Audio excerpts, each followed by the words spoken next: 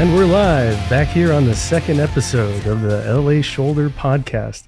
With me, I have my second guest, Mark Davidson, very, very good friend of mine who's also been my industry rep. So he's a surgical device rep for Saxum Surgical. He has extensive experience and knowledge with Arthrex products, and he's just a really cool guy. So how you doing, Mark? I'm doing well. Thanks for having me on. Yeah, man. Thanks for coming. I'm glad you were serious. Yeah, we got to tell all the secrets, all the ins and outs. What do you want to talk about? I don't know. I think we'll follow your lead here. Cass told me I can't say that. She's like, don't ask your guests if they have anything they want to talk about. She's like, that's like the worst thing you can say. Yeah, it's probably something that you should come prepared with. That is absolutely the worst thing to start with. Hey, man, so what do you want to do? What do you want to say? Anything fun? Yeah, I mean... But unless you have something really cool, I'm down. Let's do it. Let's check it out. Let's see what you have to say. If it's nothing, I have a whole list. Why don't we check out your list? And if your list is appearing to be a little bit boring, we can change some things up. But let's start there. How do you feel about the Middle East? Yeah, let's go with your list. It's on the list, man. I want to know. How do you feel? Is it still going on? Because I can't keep watching the news every day and experience trauma. I feel like I've had enough trauma lately. Yeah. So I'm going to try to avoid trauma. But unfortunately, there's some places where trauma exists, and that's a big field of what I do. Coming through LA County USC, we're doing the trauma service, orthopedic trauma, and some of these areas just have consistent trauma.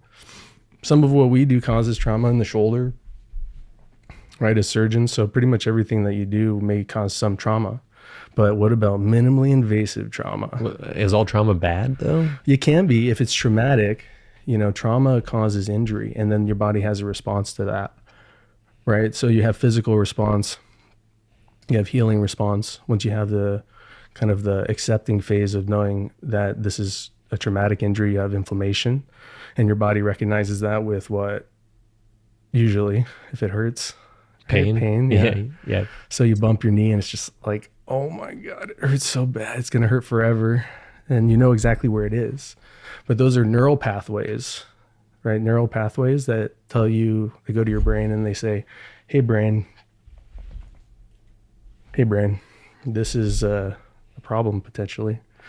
And how does your body know how to recognize it's in your knee? Because you hit it, but you might not be looking at it, but you still know it's your knee.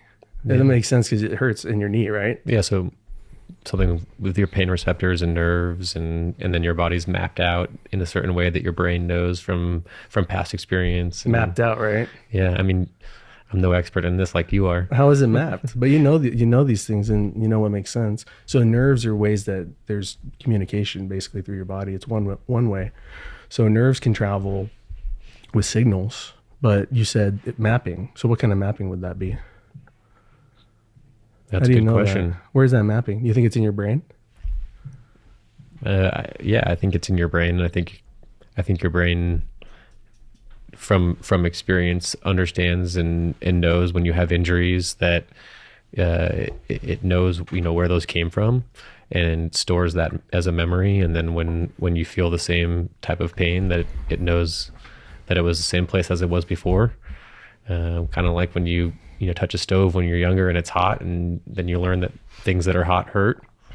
So, I mean, I think your brain stores that type of information. What if you've never hit your knee really hard before? It's never happened. Like the very first time you hit your knee? Yeah. Is that the first time? Do you think you know exactly where that is, that you hurt your knee? If you feel it the first time? Yeah, I mean, this is a great question. How do you know that? Do you think it's like if a tree falls, you hear it? It's like the first time you hit your knee. Do you think it's your knee? Do you understand it as hitting your knee? Well, are you saying that maybe this is just a hidden trauma that's getting brought back up? And what do you think? I don't know. It all has to start somewhere, right? How do you test babies' perception of hitting their knee? Yeah, Probably happens when you start walking, right? When you have some type of trauma to the ground. And then you have a sensation of hurt, like of pain because of trauma. directly over that area. Whether or not it causes significant damage, maybe not, but your body's telling you, hey, it's sensitive nerves over those areas with pressure, and basically with free nerve endings, sometimes that can cause pain if they're damaged, or lacerations or cuts when we put Band-Aids on our boo-boos. These are all just stored memories though, right? You think so? So you think it's all through memory? I think it's through memory. Not the first time. I mean, pain obviously doesn't come from memory, but comes from trauma, right? Usually. I mean, it come from a lot of different things. And your heart knows pain, probably not from an outside trauma, but like, a laceration or hitting your knee on something. I mean, that's an outside force. There's, physical trauma, emotional trauma. There's different types of trauma. Something external. External, I think, I don't know what tells you exactly where the pain came from, other than, if you hit your knee on something, you hit your knee because you felt it. And if there's pain, then now that causes pain, or that, that's where that came from. So awareness through experience, and your body has experienced it before. So you think that's how it happens? I mean, I think that plays a part of it. I don't know. I have no idea how the beginning starts, and how you were initially told, oh, this is where the pain's coming from. I think it's, if I hit my my arm against a wall, I know it's my arm. Right. You know that now. I know that now. Let's agree that there's a process that happens. Well, I'm looking at it. Where we all have certain, well, what if you're not looking at it and you trip in the dark and you hit your knee? Well, you still know it's your knee. Yeah. Yeah. You do, right? Yeah. I'm just asking a question, trying to derive where we're, how these injuries kind of get to the point in our brain where we're aware of them. Because injuries, whether or not it's something, my football coach used to say, I'm sure a lot of football coaches used to say this, does it hurt or are you injured?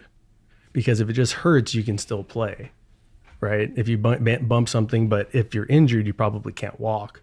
You probably can't make a tackle if your shoulder's dislocated. Those are clearly injuries.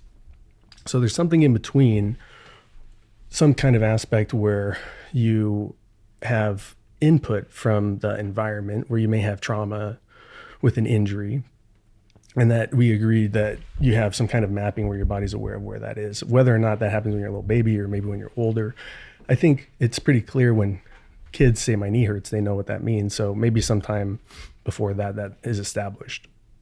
But my point is, there is mapping for that.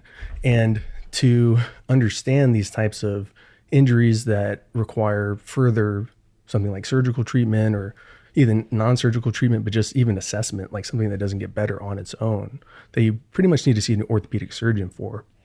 That type of trauma, I think, is something that is going to happen whether or not there's doctors, whether or not there's computers that try to prevent us from falling.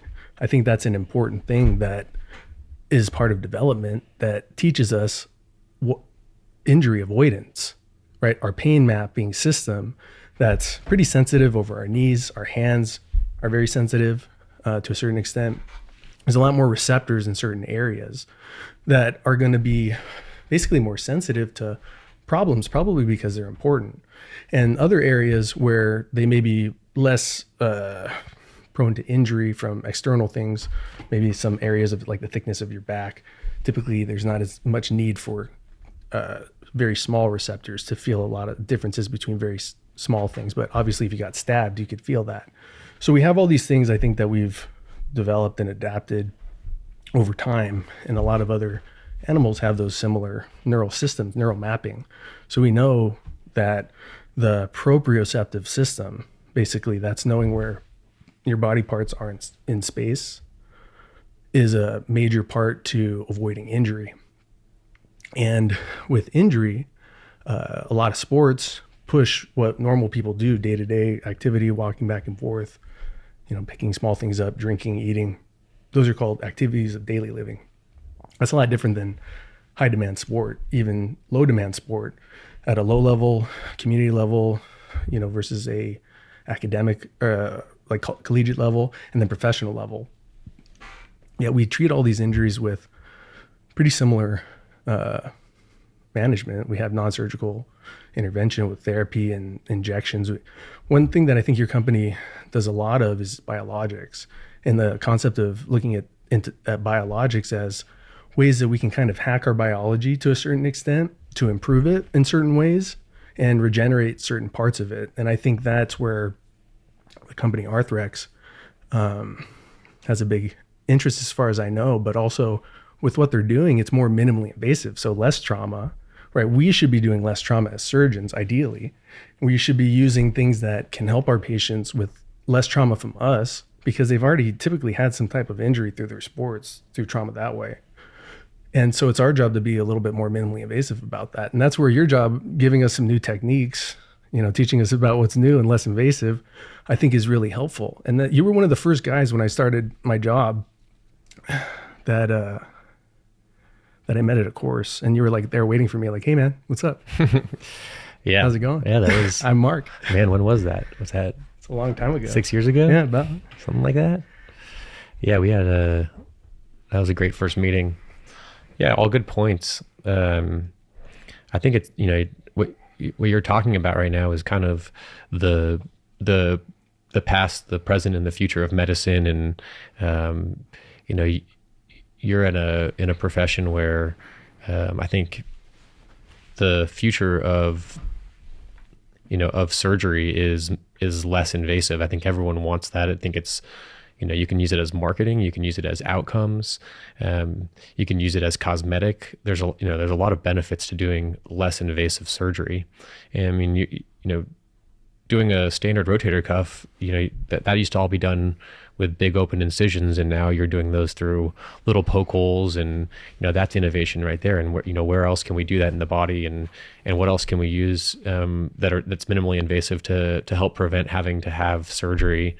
That's an open fillet of the body that has traumatic results, right? And scars, and it's just more scarring a lot of the time. And a lot of the time, mentally is who wants big scars on their body? That's fibrosis.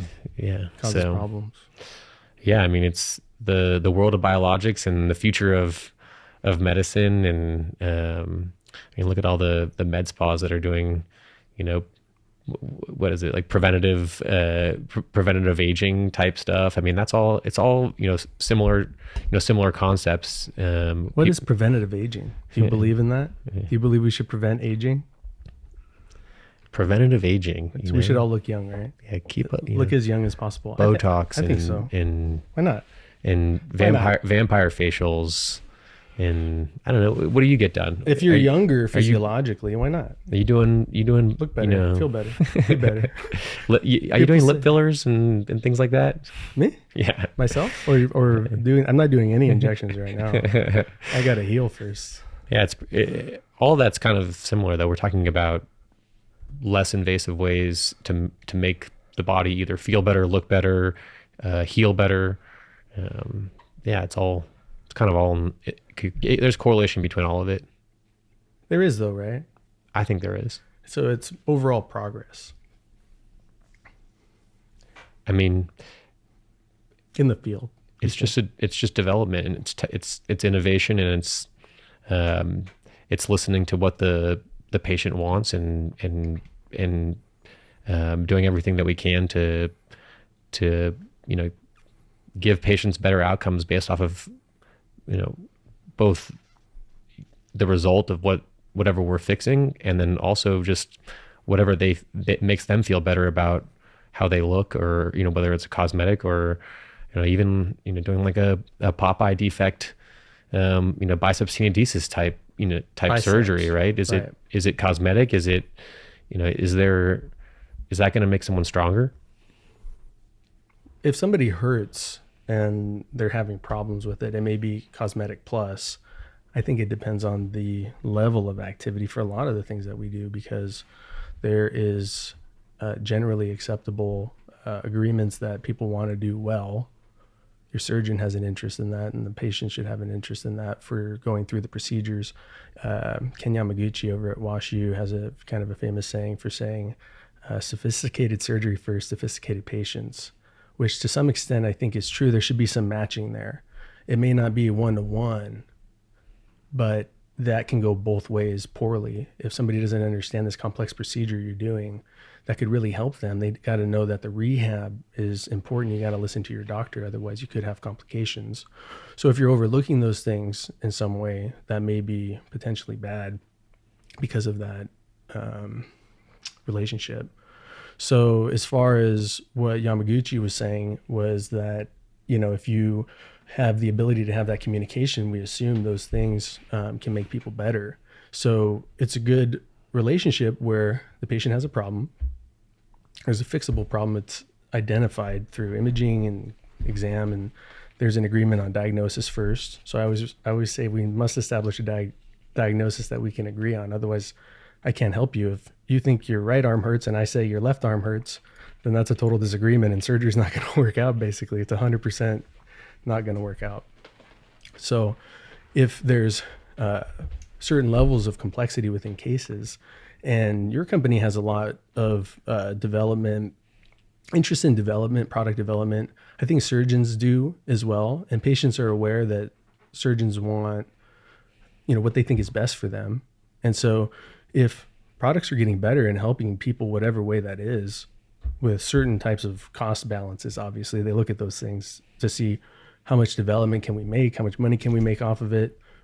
Is there something that's currently out there that people are going to be competing with? Or is it something totally new that can actually really help people? And I've seen a lot of new stuff from your company, specifically from you, really, that's shown me, wow, this is stuff that really does change my practice because now I'm using it all the time.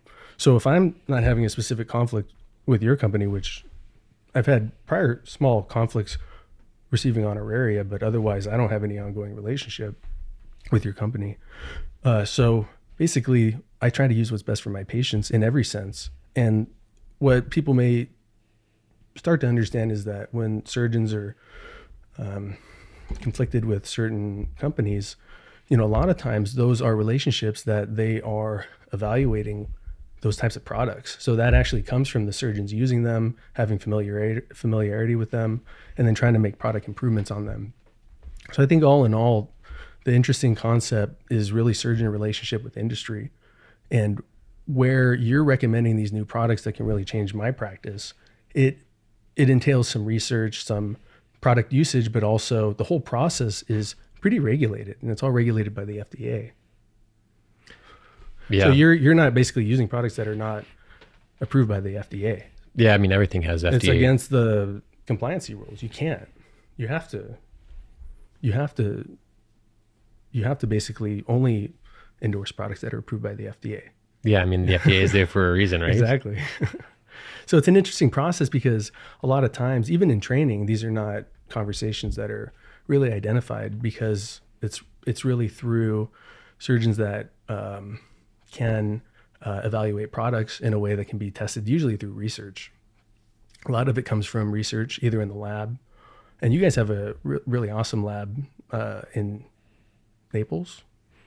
Can you tell us more about that? How awesome that facility is? The playground, the surgeon's playground. Well, I think testing. They have research testing. They have workout facilities. They do everything from ground up there. Yeah. There's no golf there actually. You can hit a golf ball. Yeah, there's a simulator. Somewhere. Yeah, there's a simulator. Right. Yeah. You can practice golf stuff. That would be nice. Be able to go there and play golf all the time. That's the dream, right? There's a comment box, right? Yeah. We can leave that next to at the workout facility center. Add the driving range. Yeah. Yeah, I mean, it's an incredible campus, and they do everything there from production to medical education to you name it. And it's a unique facility in that it's grown large and it crosses so many different aspects of making a company run.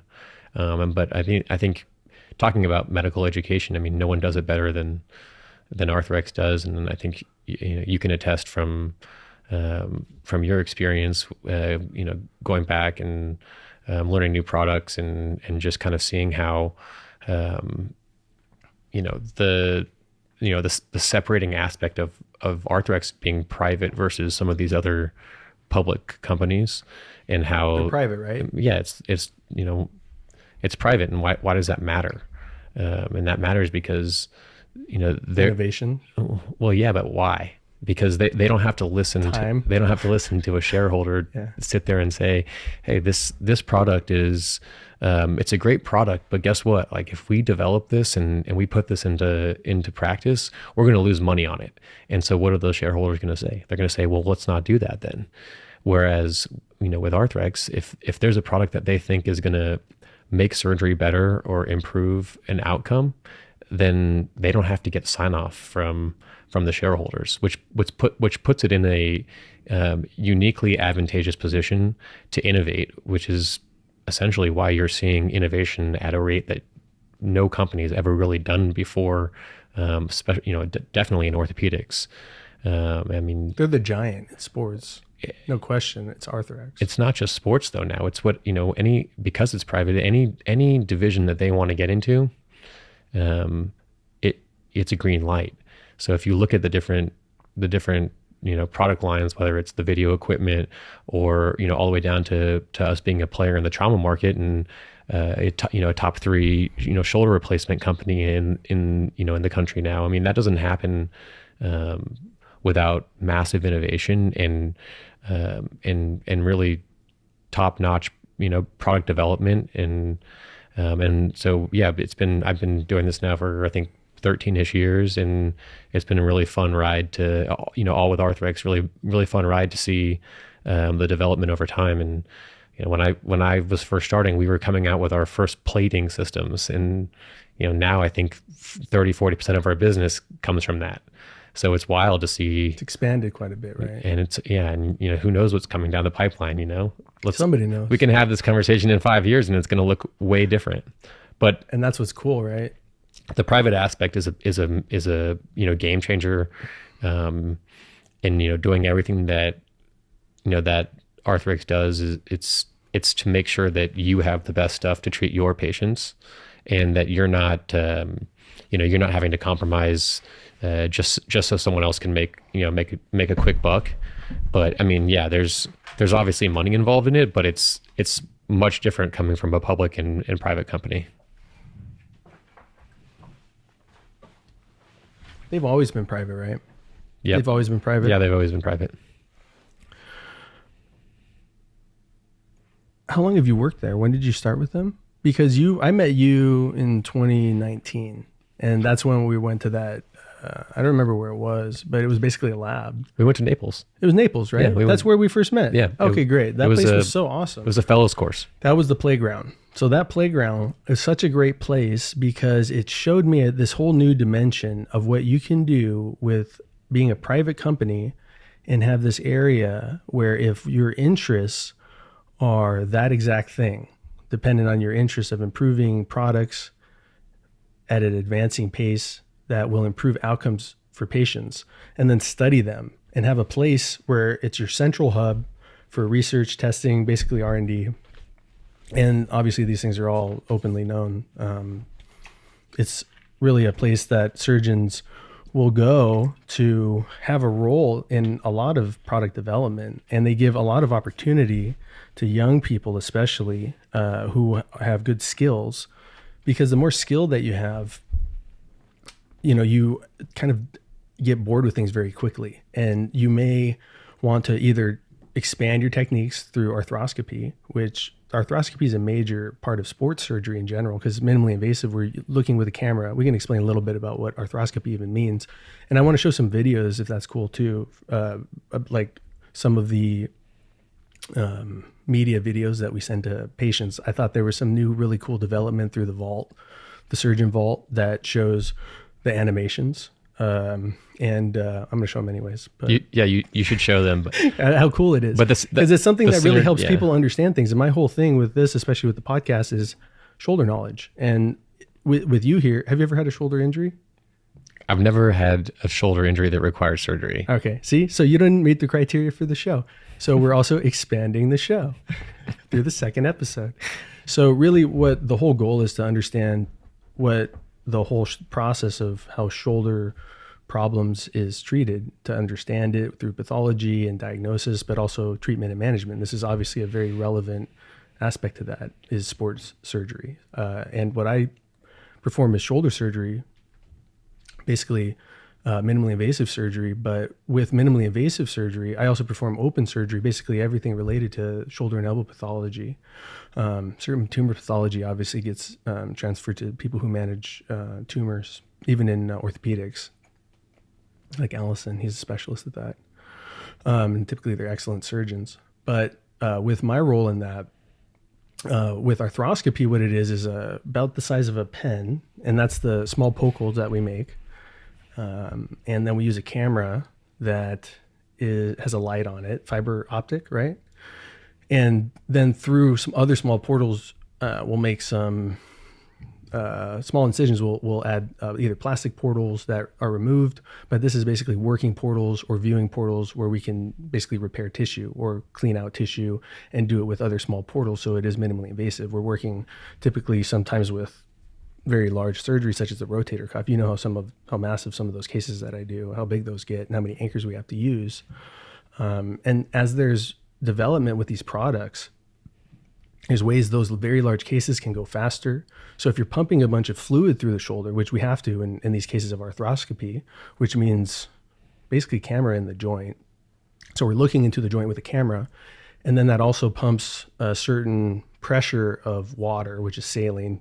And now they're using lactated ringers, so apparently you can just use that. What you don't want to use is just regular water. Obviously, folks out there, don't do arthroscopy without training or a medical license. Disclaimer, I'll put that at the bottom. Disclaimer, don't practice medicine without a license, which is true. You will get arrested. And so my point was, with arthroscopy, there's certain types of advantages with technique that clearly the slick guys, and you see a lot of slick surgeons at these courses that you guys hold in Naples and pretty much throughout the country, these sports surgeons that have developed their techniques and gotten bored with some other things and basically developed new products that work way better than things that have been out for a long time. Isn't that true? Would you agree with that sentiment to some extent? That Well, I didn't know how bored you were in surgery. I was me? Yeah, I'm not bored, but you can get bored to a certain extent, and that's what's so cool is you guys have stuff that every maybe couple years is evolving and coming out and developed, because I've seen changes just in practice on what's available. So typically, once you start practice, you use whatever technology is available at the time. I didn't have, for example, all suture anchors. Those didn't exist. They weren't on the market when I was in training. So I wasn't trained on them. But excuse me. But that came out when a couple years, one time I was in practice, was all suture anchors. And that was something that you introduced me to. Well, all the innovation happens from feedback, whether it's from surgeons or from product developers or, from surgical techs, anyone that's Input. Anyone that's watching surgery and understanding what's going on, you can have an idea of how to make something better, and then there are companies out there that will help develop, whether it's a product, an instrument, whatever, device. Let's call it a device. That is the industry, and with feedback over time, things get better. I mean, that's like any industry with attention to development and innovation, then over time things will get better. And so you'll continue to see innovation, because there's still a lot that can get better, and we're not perfect at anything we do. And with an innovative mind like you have, I mean, how many conversations have we had talking about how do we make this slightly better? And with a bunch of slightly better developments over time, you get a completely different type of product. And so, that's a really fun way for innovators to think and to go about adding, a level of complexity to your job or to your level of interest to keep you sharp and interested. So I'm sure there's tons of things that you're thinking about right now that are potential, products that could make surgery better. And there's lots of industry out there that would love to make those better and to test them out and make sure that they're they're safe and that they're improving outcomes, because that's the goal, right? Evolving, right? It's not done. It's not one and done. It's constantly evolving. Even in the same field, it could be totally replaced by something new and cool I haven't even thought of, right? Something like that. I didn't even know. You're doing surgery right now, and the way you're doing it, you're going to look back at it in 20 years and you're going to laugh. What's interesting about the way that you are standing at is the stream that is flowing by. And you got into this, what year did you get into this to start seeing the water flow? 2012, 2013. For products. 20, yeah, right. So you saw this, which was before 2020, and before, I think 2010, there was a lot of research that was done that really moved a lot in terms of arthroscopy. So the 2010s to the 2020s, there was a lot of development in sports. And when you started that, you're this guy that is seeing it at that point and then seeing what's now in 2025, that whole river that's been flowing by of these things that have come and kind of gone in terms of favor and what's being used in realistic terms, what are surgeons actually using at academic institutions and practicing surgeons who are doing shoulder surgery and using these implants and actually have a significant interest in improving their outcomes, maybe getting done in time so they can go play golf or go home and record a podcast, or improve efficiency so they can get more cases done throughout the day. And so these products matter to a really significant extent, and really training on those products is another big role that you serve as well, which is you are aware of where this stream has been going for pretty much a long time. So you have this pretty good sense of what surgeons are using, how they use them, what they complain about, and you bring that back to, your boss, and they want to know about the numbers and why certain people aren't using certain things. And so you have conversations with people because those are the relationships that matter. And those are those little portals of communication between you and the surgeon that are essential, and there has to be trust there. And you showed me that you do have to trust your rep, and they can help you. So you develop a personal relationship with certain people, and it can really help patient outcomes by nurturing these relationships and understanding that you and I have a common interest of helping patients, basically, because that's the company that you work for. They want to help improve outcomes with patients, and so there's an alignment there. But that role really shows that that's something that you can continue to have a significant role in patient care. And the other cool thing was that you showed me this really cool new thing called Surgeon Vault, because I think videos are super cool. Brought to you by Videos. Once again, no affiliation with Videos, but I think videos are great. And what this app has, I was just going to show you, I've been recording this the whole time. It shows you how the surgery is done. And so you can just play these little links like this, and this little real-time player designed to repair small tears of the rotator Can you hear that? cuff. If the torn rotator cuff is not repaired, I can hear arthritis may develop in the shoulder. Right? And then the surgeon begins by identifying you just sew that down. down. But this shows patients what the actual procedure is done through an animation. Well, let me ask you this. And it just helps you make sense of it. And this is just through a little video. I send this now because of you, what you showed me. I send these videos to my patients after the surgery. They can even get them before the surgery and look at them online. You can give the website. But we should put the website in the link there, because there's a lot of people who want to go into orthopedics that watch this. And you can look at these videos even to learn what a rotator cuff repair is, what a biceps tenodesis is. These are words your doctor is saying you might see on your forms, and you're like, what is he going to actually do? So these videos really help. And then you compare these to the little pictures that I send them, and I can email people links to that now, so they can just watch these things, and I can tailor it specifically to exactly what the patient had for that day, and then that communicates it really well with them. Pat Denard showed me that, and then you actually helped me get this in and usable, and this has totally changed my communication with my patients. Really, it's helped a lot, and it's streamlined things. I spend way less time trying to explain things to them. They watch a video, and it saves a lot of time. Yeah, I mean, ultimately, being able to do what you're doing so much better for your patients. I mean, when you go see a patient post-op after surgery, what state are they in? I mean, I bet you the majority of time they don't even remember anything that you told them. And the other thing is sometimes, and they usually don't, and when they tell you what, they may even don't remember talking to you. The other thing is you may have spoken with them about surgery, and it's been months since they get the surgery done. And so that way they'll help them recollect a lot of these things that you did speak with them months ago. Using the FiberTac button implant system.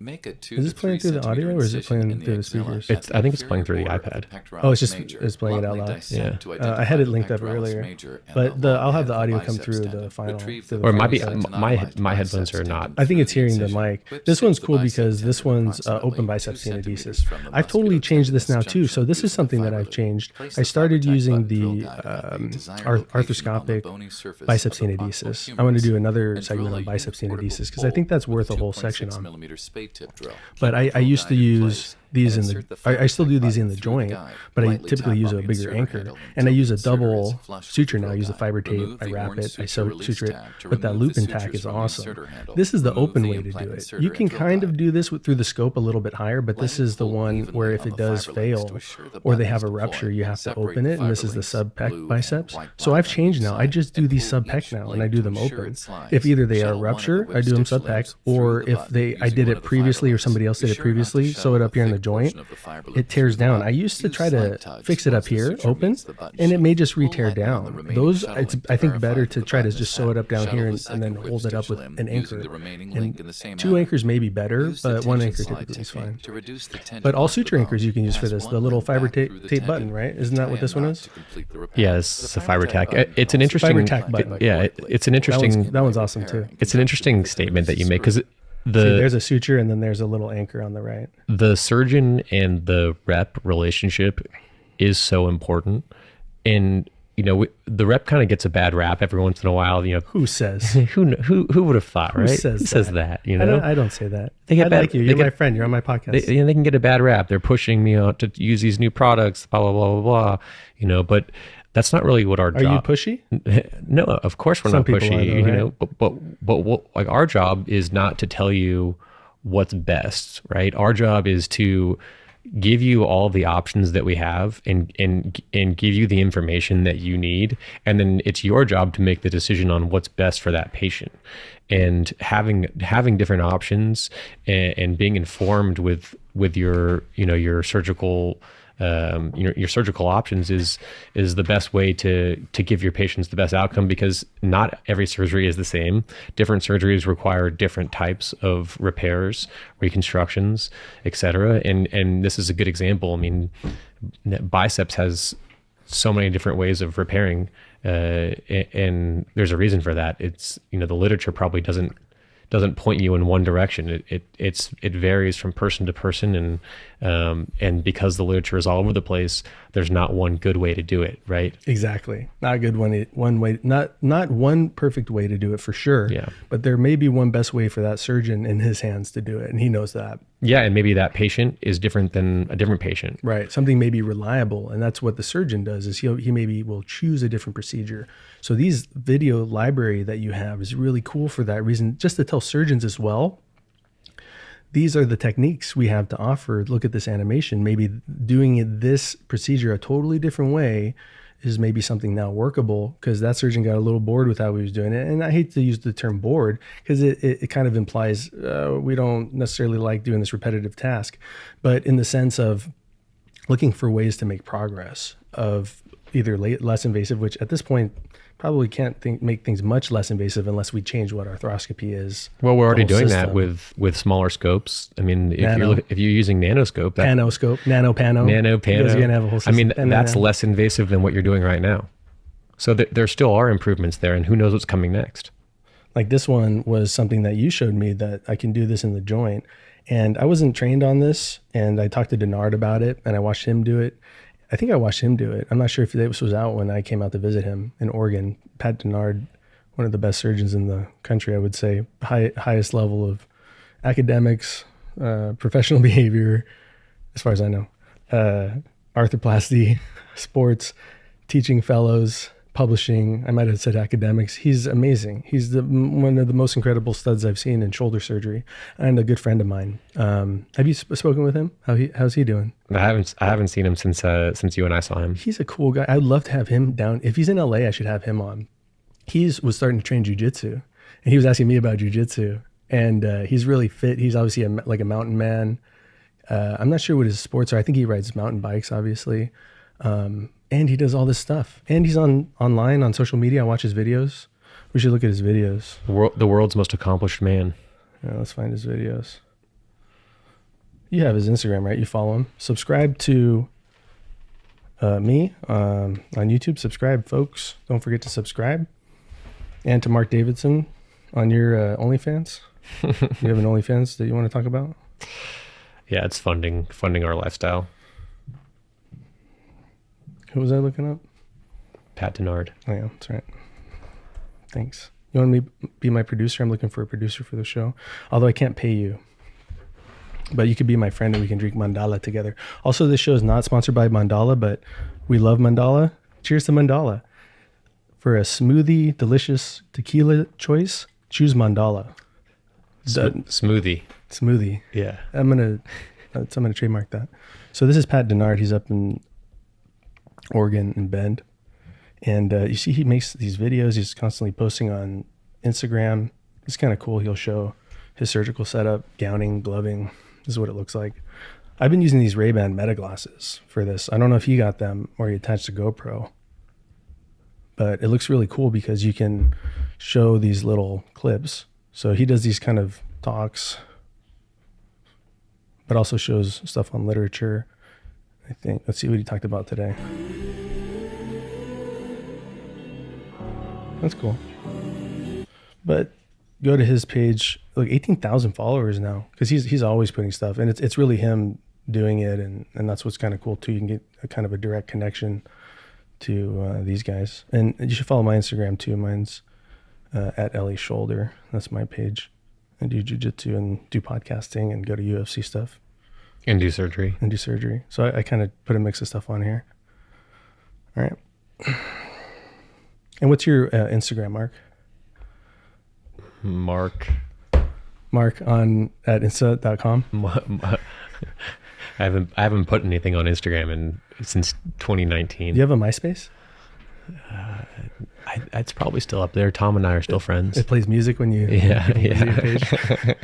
See, we're the same age, so we learned about MySpace together. We learned about Facebook together. We're Facebook. With the Facebook, we're coming up in this world together. So where did you grow up? You grew up in Colorado? South Pasadena, California, Los got Angeles. this wrong twice now. Right down the street. I want people to be from other places. Yeah, no, I'm born Pasadena, born right? and raised in LA. Oh, that's cool. Yeah.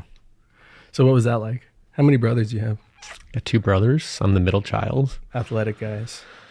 Big athletic family. I grew up playing soccer, transitioned into a big golfer in high school, and I thought I was gonna work in the golf industry. I guess I didn't think I did work in the golf industry. That was my first job out of college, and then were you a caddy or were you were a trainer, right? An instructor? I worked at I did a number of different jobs from. Mark's a scratch golfer, by the way. from people that don't know. From raking bunkers to working in the golf shop to giving lessons. I thought I was going to be a golf pro, like work at a country club, teach golf lessons, that kind of thing. And that's what that's what I wanted to do post college. Did it for a year and realized that that actually wasn't the pathway that was going to make me most fulfilled, and it was a little bit boring. And my uncle's an orthopedic surgeon, and he introduced me to what a medical device rep is, and from there that's when I started with Arthrex, and now 13 years later, here we are. What was your job like back then when you started working as a rep? What were you expected to do? Well, and how did you get experience with that? Did you know anything about surgery? Did you know anything about, you knew sports, but did you know anything about medicine or what surgery was or what it's like in the, had you ever been in an OR before? I didn't know anything. I knew nothing. Like you never been to the doctor for a significant issue or had surgery or anything like that, right? When I say I know nothing, like that is about as fact. Because you're one as of it the can be. smartest guys I know. I mean, you really understand these things. I didn't know From anatomy. an orthopedic perspective, I didn't you know know sports surgery anatomy. well. I didn't know. Yeah. I mean, I still remember when I went to the OR for the first time. I called my uncle before. I said, "Hey, I'm going to an interview for this job." How old were you? 23, maybe. So right after college. Yeah, You went to college, right? went to Florida State. Yeah. You play golf there? I did not. Another one of my non-accomplishments. Just on the side the whole time. Yeah. Scratch golfing people, hustling. I played a lot of golf. I did not play on the golf team. just for fun. Yeah. Yeah. So playing golf, enjoying the sun. Yeah. Growing your hair out. yeah, getting tan. Getting the sun down, top down in the car, cruising. Yeah, all those things. Right. And then you said, Living the good life. I need to figure out my life now. I need a job. Well, I was going to the golf course, going out partying till 2 and then going to the golf course at 5 a.m. to go work. So you had a good life. Why change? Yeah. Very, speaking of longevity, Maybe not sustainable activity. Yeah, exactly. Fun, but not sustainable. So, no, I mean, it was an interesting start. This is a challenging job. I mean, it's constant learning. You never know it all. I mean, think about who our customers are. Our customers are some of the smartest people that are in this world, right? Surgeons. Exactly. And so if you can't speak to your customer at the level that they need to be spoken to, so you guys have an understanding of what's going on, then you're not really going to be able to sell anything. And so you think about someone getting into this industry from not knowing anything, and the first, medicine's a foreign language. From terms like anterior, posterior, like who knows what that means if you're not in medicine? Not many people. Maybe people know what prone means. They've heard that term, but this is a whole foreign language. So you had to be educated, right? But did you have any sales experience at the time? No. You knew that it was going to be a sales job, though, right? You're interested in sales job, but didn't really have a sales background. So like I said, I was dad's a surgeon. Uncle. Oh, Yeah. sorry. And I'm sorry. What does your dad do for work? My dad was in insurance. Insurance. Yeah. Okay. So sales there. So you had some kind of sales to a certain extent where your dad was talking to people. Did he sell insurance? Yeah. Or did he work for a company? Yeah, he sold insurance. Right. So maybe there's some aspect of that, just through, even if, maybe my kids don't know exactly what I do, they can kind of see some pictures at some time where maybe that's at least in your head. Yeah. But then from there, no experience. College major was what? Business and hospitality. Business, hospitality, taking care of people and learning how to make Customer service. money. Customer service. They go together. They can go together. Well, Customer service they is do a in major this part industry. of it, depending on what the industry is, right? And then it's how much customer service you want to provide. So I've been a little more critical of just being aware of those things, especially as prices go up. You're like, what are we paying for some of these restaurants or some of these hotels? So I would imagine that these are some things that continue to be important. It's how you're treated. We should all treat each other well. Some people think for some reason, one way or the other, when you're in a work environment, you can be rude to another person outside of that work environment. Say a customer coming in, being rude to either a doctor or somebody at McDonald's is pretty much the same thing. And then the McDonald's person or the surgeon being rude to the customer, who's the patient, would also be not tolerated. So those are things where we should all be just nice to each other and generally try to be nice to one another at work, outside of work, and meta work as well. But so were you looking for any kind of job? Or were you saying you thought that would be a good job for you, where you could excel? Well, Was there a point where you decided that's what you wanted to do and get into that industry, and you thought you'd be good at it? Because clearly you're one of the best reps I've ever worked with. Thank and you. I worked with a lot of great reps. Thank you. No, my uncle, I was at dinner with him. He said, "How's the golf job going?" I said, "It's fine. I'm a little bored." You get bored too, even with golf. I'm not really learning anything. You're exceptional golfer. Showing up every day. I mean, yeah, but working in golf and playing golf are two different stories. I think everyone that originally wants to work in golf, they want to do it because they want to play a bunch of golf. And then once you're working in golf, you don't get to play much golf. So, they golf kind of get activities, you there. Yeah. golf adjacent. Yeah, I mean, so I was having dinner with him, and he was asking me how it was going, and I was telling him I'm bored. It's fine. Like I'm showing up every day, but I don't know how much longer I'm going to feel fulfilled doing this. And he was the one that suggested the medical device and said, hey, I think you'd be good at this. You're personable. This is an ever-changing industry where you'll always be challenged to continue to learn, and I don't think you'll be bored, et cetera. And so I said, all right, well, let's see if I can break in. And so he introduced me to a couple of his reps. You had an opportunity. Had an opportunity, which he created for me, and I met them. And being a good candidate for that, for a good opportunity, tends to make it more likely to have an opportunity that works well for you, if you're that guy that's kind of ready for something good. And so I think working on being a good guy and having good values and, either family values, work values, consistency, these are things that we develop in life. So if you're just a good guy, you had no experience, you basically are right for the job. Something opened up and it made sense, and look where it's going. I mean, I think, do you have any, I wish I wasn't here? I mean, I don't think I can't, right? Yeah. You smile. I mean, there's no way. I think, this has given you, I think, a point where, you're, clearly you've made a lot of progress within your own company, and your company's gone through some changes, I think, and developed into some other companies that sometimes these things change with basically distributorships, right? You work for a distributorship. You don't technically work for Arthrex, but you're a representative of their products.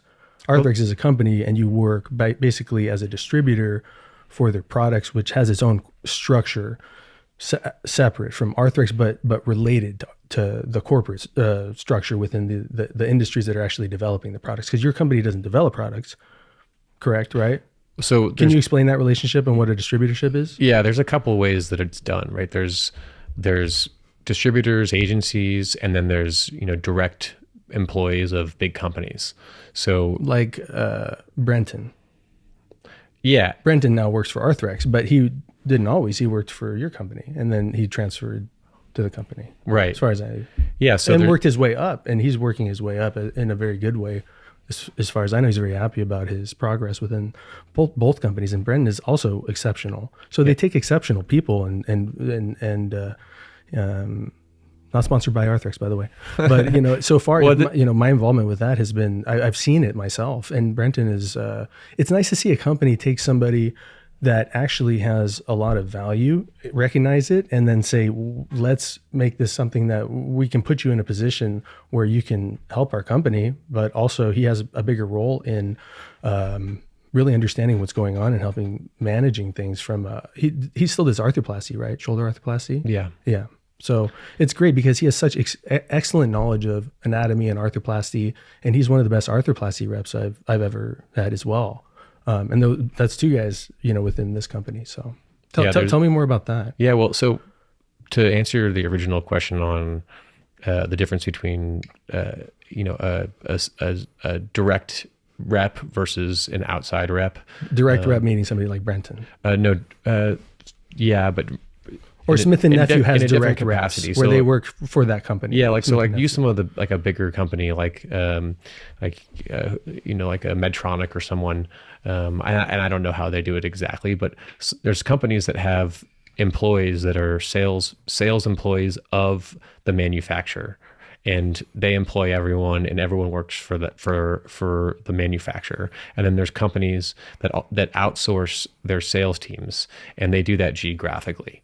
And so those are called, distributors or agencies, is what we call it at Arthrex. And that's because we don't distribute multiple manufacturers. We distribute one, whereas a distributor model with a lot of products, you could pick up multiple different lines. So you might have a rep that carries 4 or 5 different manufacturers' products, and in order to do that, you have to start small, build up a brand and reputation for yourself. Call it whatever you want. You can call it, I'm Team Green, and Team Green picks up a product line.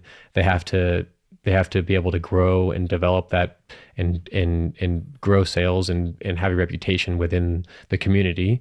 And then when you do well with one product line, then you have a resume, and now you can go to other manufacturers and pick up additional products because you have a proven track record of being able to sell product, and you have relationships, and you're knowledgeable. And so you can build up an entire portfolio of product from all these different companies, and you can build your own small business that way.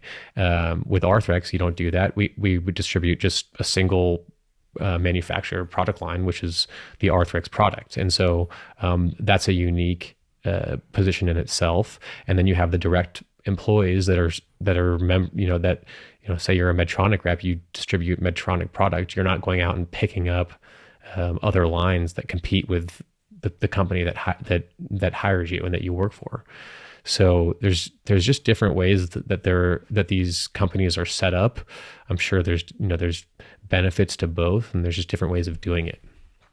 So when you were first starting out and they first said, okay, finally you've done your sexual harassment training, check. You've done your credentialing, we have a copy of your ID, you went to college and we got your transcripts. You had to send your transcripts, right? And do a background check. But all that stuff. Standard stuff. The first job, right? Yeah. And then they sent you a video you have to watch or something. Yeah. After HR. Well, you do all that, right? And then Sure. they're like, okay, so what about a training? How much training did you do? Did you do like a training Yeah, I mean, to learn? Because you didn't know anything, you said. How are you going to start when you don't know anything? I didn't know How do you anything. learn stuff? yeah, I didn't know anything. How did you learn stuff? I You're walked so in- smart, Mark. I think you're so smart. Thanks. I walked into the OR and I started getting my hands dirty, went to the back table, started touching things. No, I'm just kidding. Back table? You obviously can't do The that. sterile table? Yeah. of Don't course. lie. You don't lie. Yes. Don't lie. No, you can't touch the blue stuff, right? Anything blue, don't touch. If it's blue, don't That's touch pretty it. much the first rule you learn. And put your mask Put on. a mask on. Put it and cover your hair. Definitely cover your hair. Pretty much, then don't touch the blue stuff. Don't touch anything. And then you can hang out for a while at Yeah, least yeah. and have your badge. You can make it for at least a couple weeks that way. A couple weeks, and then Yeah. somebody will like, who's that guy? Who's that guy in the back? Depends how annoying you are. But if you're quiet, it's not good either. You should, if you know what you're talking about, you should say stuff. But if you don't know what you're talking about, you should say, what? I don't know, but that guy knows. There should be somebody there that knows. Let me find out for you. Let me find out for you. I'll Yeah. look it up real quick. Yeah, I mean, so look- did you learn a lot on the job? I've only worked in this industry. I've only worked for one company. So, I don't know how everyone does their trainings. I only know how we do ours. And How long was that process from your sign off to actually going and you're there, so you're getting paid? I mean, Not paid to learn anymore, paid to start showing up. And, Yeah. Was it an apprenticeship? look, I'm apprenticeship? going to start by saying every single day I'm still learning stuff in this job. I mean, That's why you're so cool. we're Mark. continuing our education as we go. I mean, I do online testing and videos and learning, on a monthly basis. Maintenance. It's not just maintenance; it's Updates. innovation and new stuff. I That's mean, cool. You have to be able to read and learn and absorb new stuff. if you're not doing it, then you're falling behind. And so, like I said, I can only speak for one company. I know not everyone's like that, but we are. And so it's constant. But from the beginning, the way we did it, this is when I was living in Atlanta. You get hired and you have some people that work for the company, and they take you and show you the different products, and they teach you about the different surgical instrumentation and trays. Back then we were doing, majority of our business was shoulder arthroscopy and knee arthroscopy. Now it's a completely different story with all the different product lines that we have. But back then it was, hey, this is what a shoulder is. You need to learn the main anatomy and learn the different, rotator cuff muscles and How did you do that? How did you learn the anatomy? Well, I mean, Arthrex.com is probably the place where most people, Like the videos, right? Shows you anatomy. Most people that work for Arthrex and most people that work for competitors, they all use the Arthrex website to learn, because it's, I mean, if you go on there, you can. I use it. Everyone uses it because it's Great reresource. Free too. It's And the, if you're it's the patient, you can look at Wikipedia stuff. of orthopedics. Right. And so, luckily enough, I have access to the internal learning, which is great. I mean, you can learn how to do any procedure. You can learn about all the products. You can spend your entire day for months on end on that website learning new things, and you'll never run out of material. So I mean, it's a lot of that. It's a lot of standing in the OR with senior reps, and they're showing you the ropes, teaching you. You're looking at the screen. If it's an arthroscopy, and they're saying, okay, what's that structure there? Quizzing you, listening to the surgeon talk too, if he's teaching, right? You listening can learn anatomy that way. There's nothing better. Especially me, I think I probably taught you a lot of anatomy too during cases. There's nothing better than a surgeon that's willing to recognize that someone wants to learn and teach them. Obviously, it's been a long time. There's been a lot of new development in the field, and you have to stay up to date with that. Do you have any process? Obviously, when you first started out, you're like, I need to learn anatomy. I need to learn what a shoulder is, what a rotator cuff is, and then basically what the procedure is, what arthroscopy is. So podcasts like this one might have been helpful from the start, maybe even for industry reps who are first starting out, because they can kind of understand what the process is for learning. So you definitely need to know anatomy, at least kind of what the basic anatomy is. So how can people look at anatomy? You have to have the desire to want to learn. Yeah. If you don't have that, and you're not interested in that, then you're never going to be able to do this job. Think about it. Any other job, if you don't want to learn how to do it, then you're never going to be good at it. So you have to want to do it. And there's a lot of people that do want to get better. You clearly see some people that seems like they don't necessarily want to learn, or maybe it's just too much for them and they don't realize how much you have to learn and continue to learn. Yeah, they should listen to this podcast, because then it might discourage them from doing something that will just set them a couple years back in their career path. Yeah, be realistic.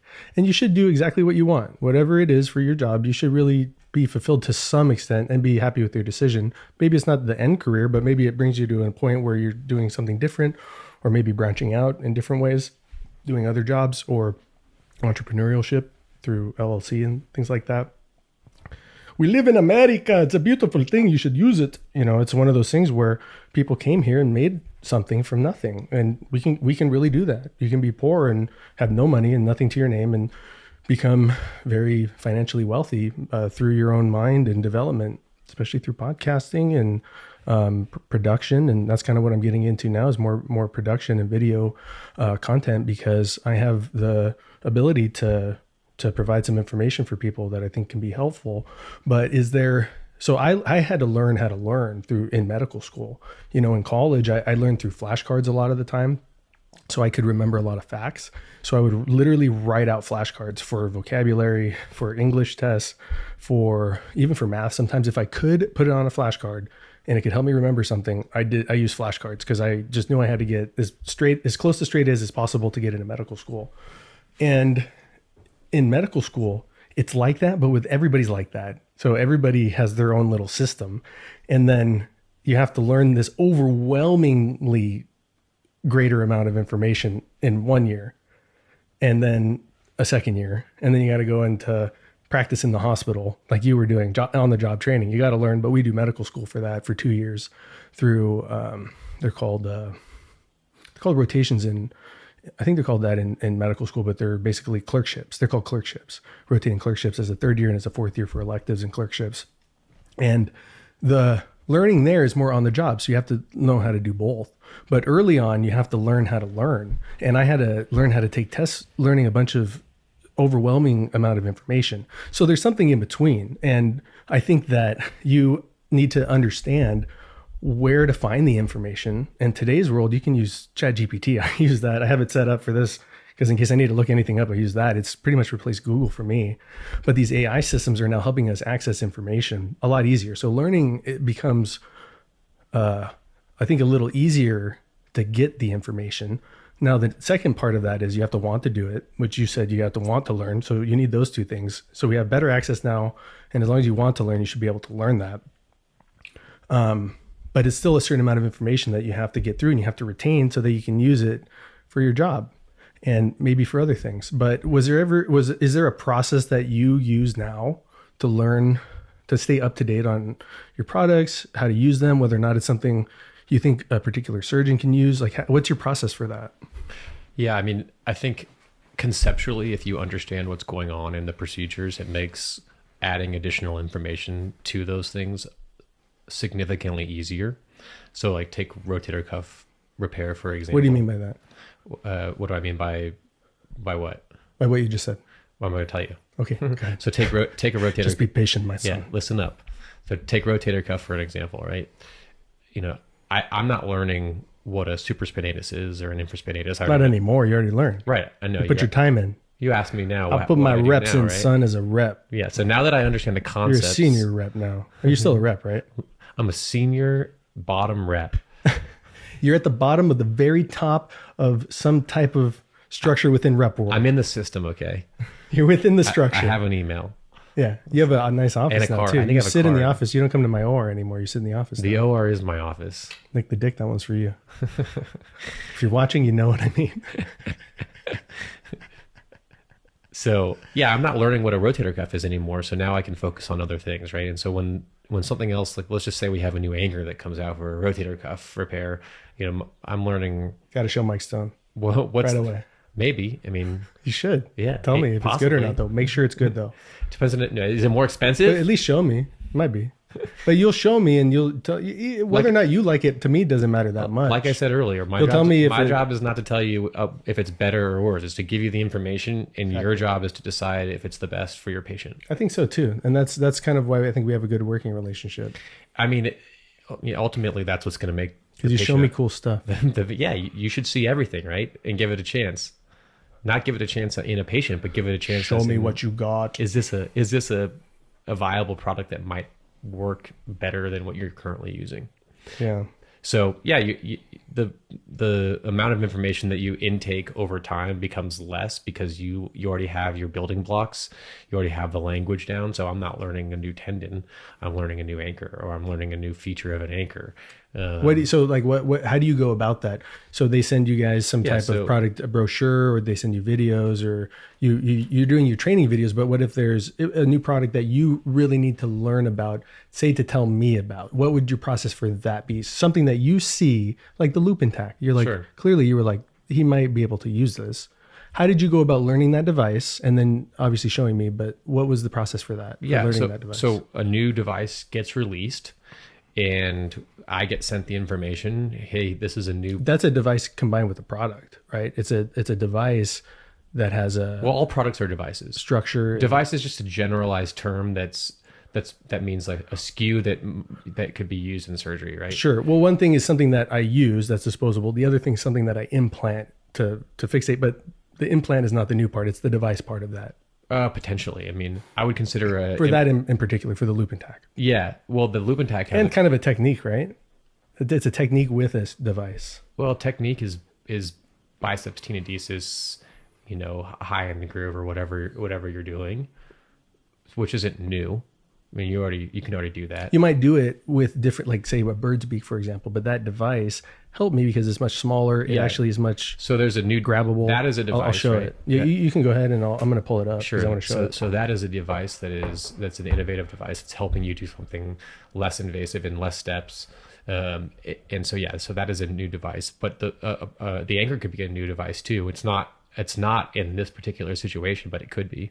So anyways, the information comes to me. I look it up. I read about, you know, our company produces, you know, whether it's a technique guide or just a sales release, bulletin release that has information about whatever it is. Hey, this is features and benefits of the product. Here is the studies that we did internally to test against other products. Here are some situations where this could be, this might be beneficial for your surgeons. That kind of information. And then I take it to you and I say, hey, what do you think about this? And then we have a conversation. And that's the fun part about my job is I get to bounce off new products with you and then get your input on it.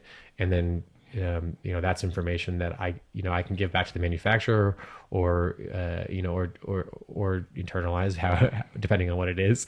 And then we build that together where now we have a working relationship where I understand when and why you want to use things, and that helps in surgery when I'm sitting there paying attention to what you're doing, and when you ask for something, there's no confusion between what you need and what I'm giving you. But that's such a hard thing for some people to do. It is hard, but once you are trying to say, hey, go learn this product, what does that mean? Some people, they'll say, okay, I'll read the brochure, I'll watch the videos, but yet they'll come to the OR and they just won't understand what I'm talking about. And I don't know if it's a prep issue. Maybe they didn't read everything about it. What I'm saying is I think some people have a hard time learning something to an extent that they will then use in the real world to be fully aware of all of the capabilities from the first time you're using that thing. I don't think most people can't do that, right? It takes time and experience through use and failure. There's a lot of things that we'll see during cases that may end up as something doesn't open up or it's put in backwards. Sometimes there's things that you see that you just didn't even know. Oh, I didn't even know that could happen. You and I have had problems together through real-time use where anchors may pull out or devices may malfunction. And it teaches us things. It teaches us both things where you can bring that back to the company and report it. Depending on how bad it is, if there's implants that break and are inside of patients, I have to talk to the family about it. And then we got to decide if it's something I got to go take out or if it's safe to leave in that won't cause any further issues. Most things, if they're free floating, if they're stuck in tissue, they won't cause further issues. But it really depends. And sometimes you have to watch certain things, and things do break, and new things may break, and sometimes they do. So especially experienced surgeons, sometimes inexperienced surgeons, I would recommend things that are reliable and not trying out new things for the first time in the OR until you're comfortable with reliable ways to complete the procedure. Because like I said, this loop and tack, it's been awesome. And I haven't personally had any particular issues to make me say, hey, I'm not going to use this device. You got to change it. I have before, haven't I, with other things? There's things that I say, this is just not working for me. And I've tried it out and I just say it's not working for me. And then maybe the time goes on and they've made updates to the process of putting it in, maybe making it easier, or maybe it's exactly the same and I've gotten better. See, even for grafting, those types of procedures, you don't do that much of them. And it takes time and experience to get better at certain portions of the procedure, such as adding in grafts. So if the technology can actually have ways that can help the surgeon actually get better, you can try it out in labs too. We did a lot of labs together, right? Yeah, I mean, that's the most important thing is you should never be using something and you in don't, a cadaver and lab. you don't do that. On a human great. shoulder. You should never be trying something out that you're not comfortable with. I never do that. I will use a new product if it's something that is comparable and it is within a company that has already been out and tested. I'll try it.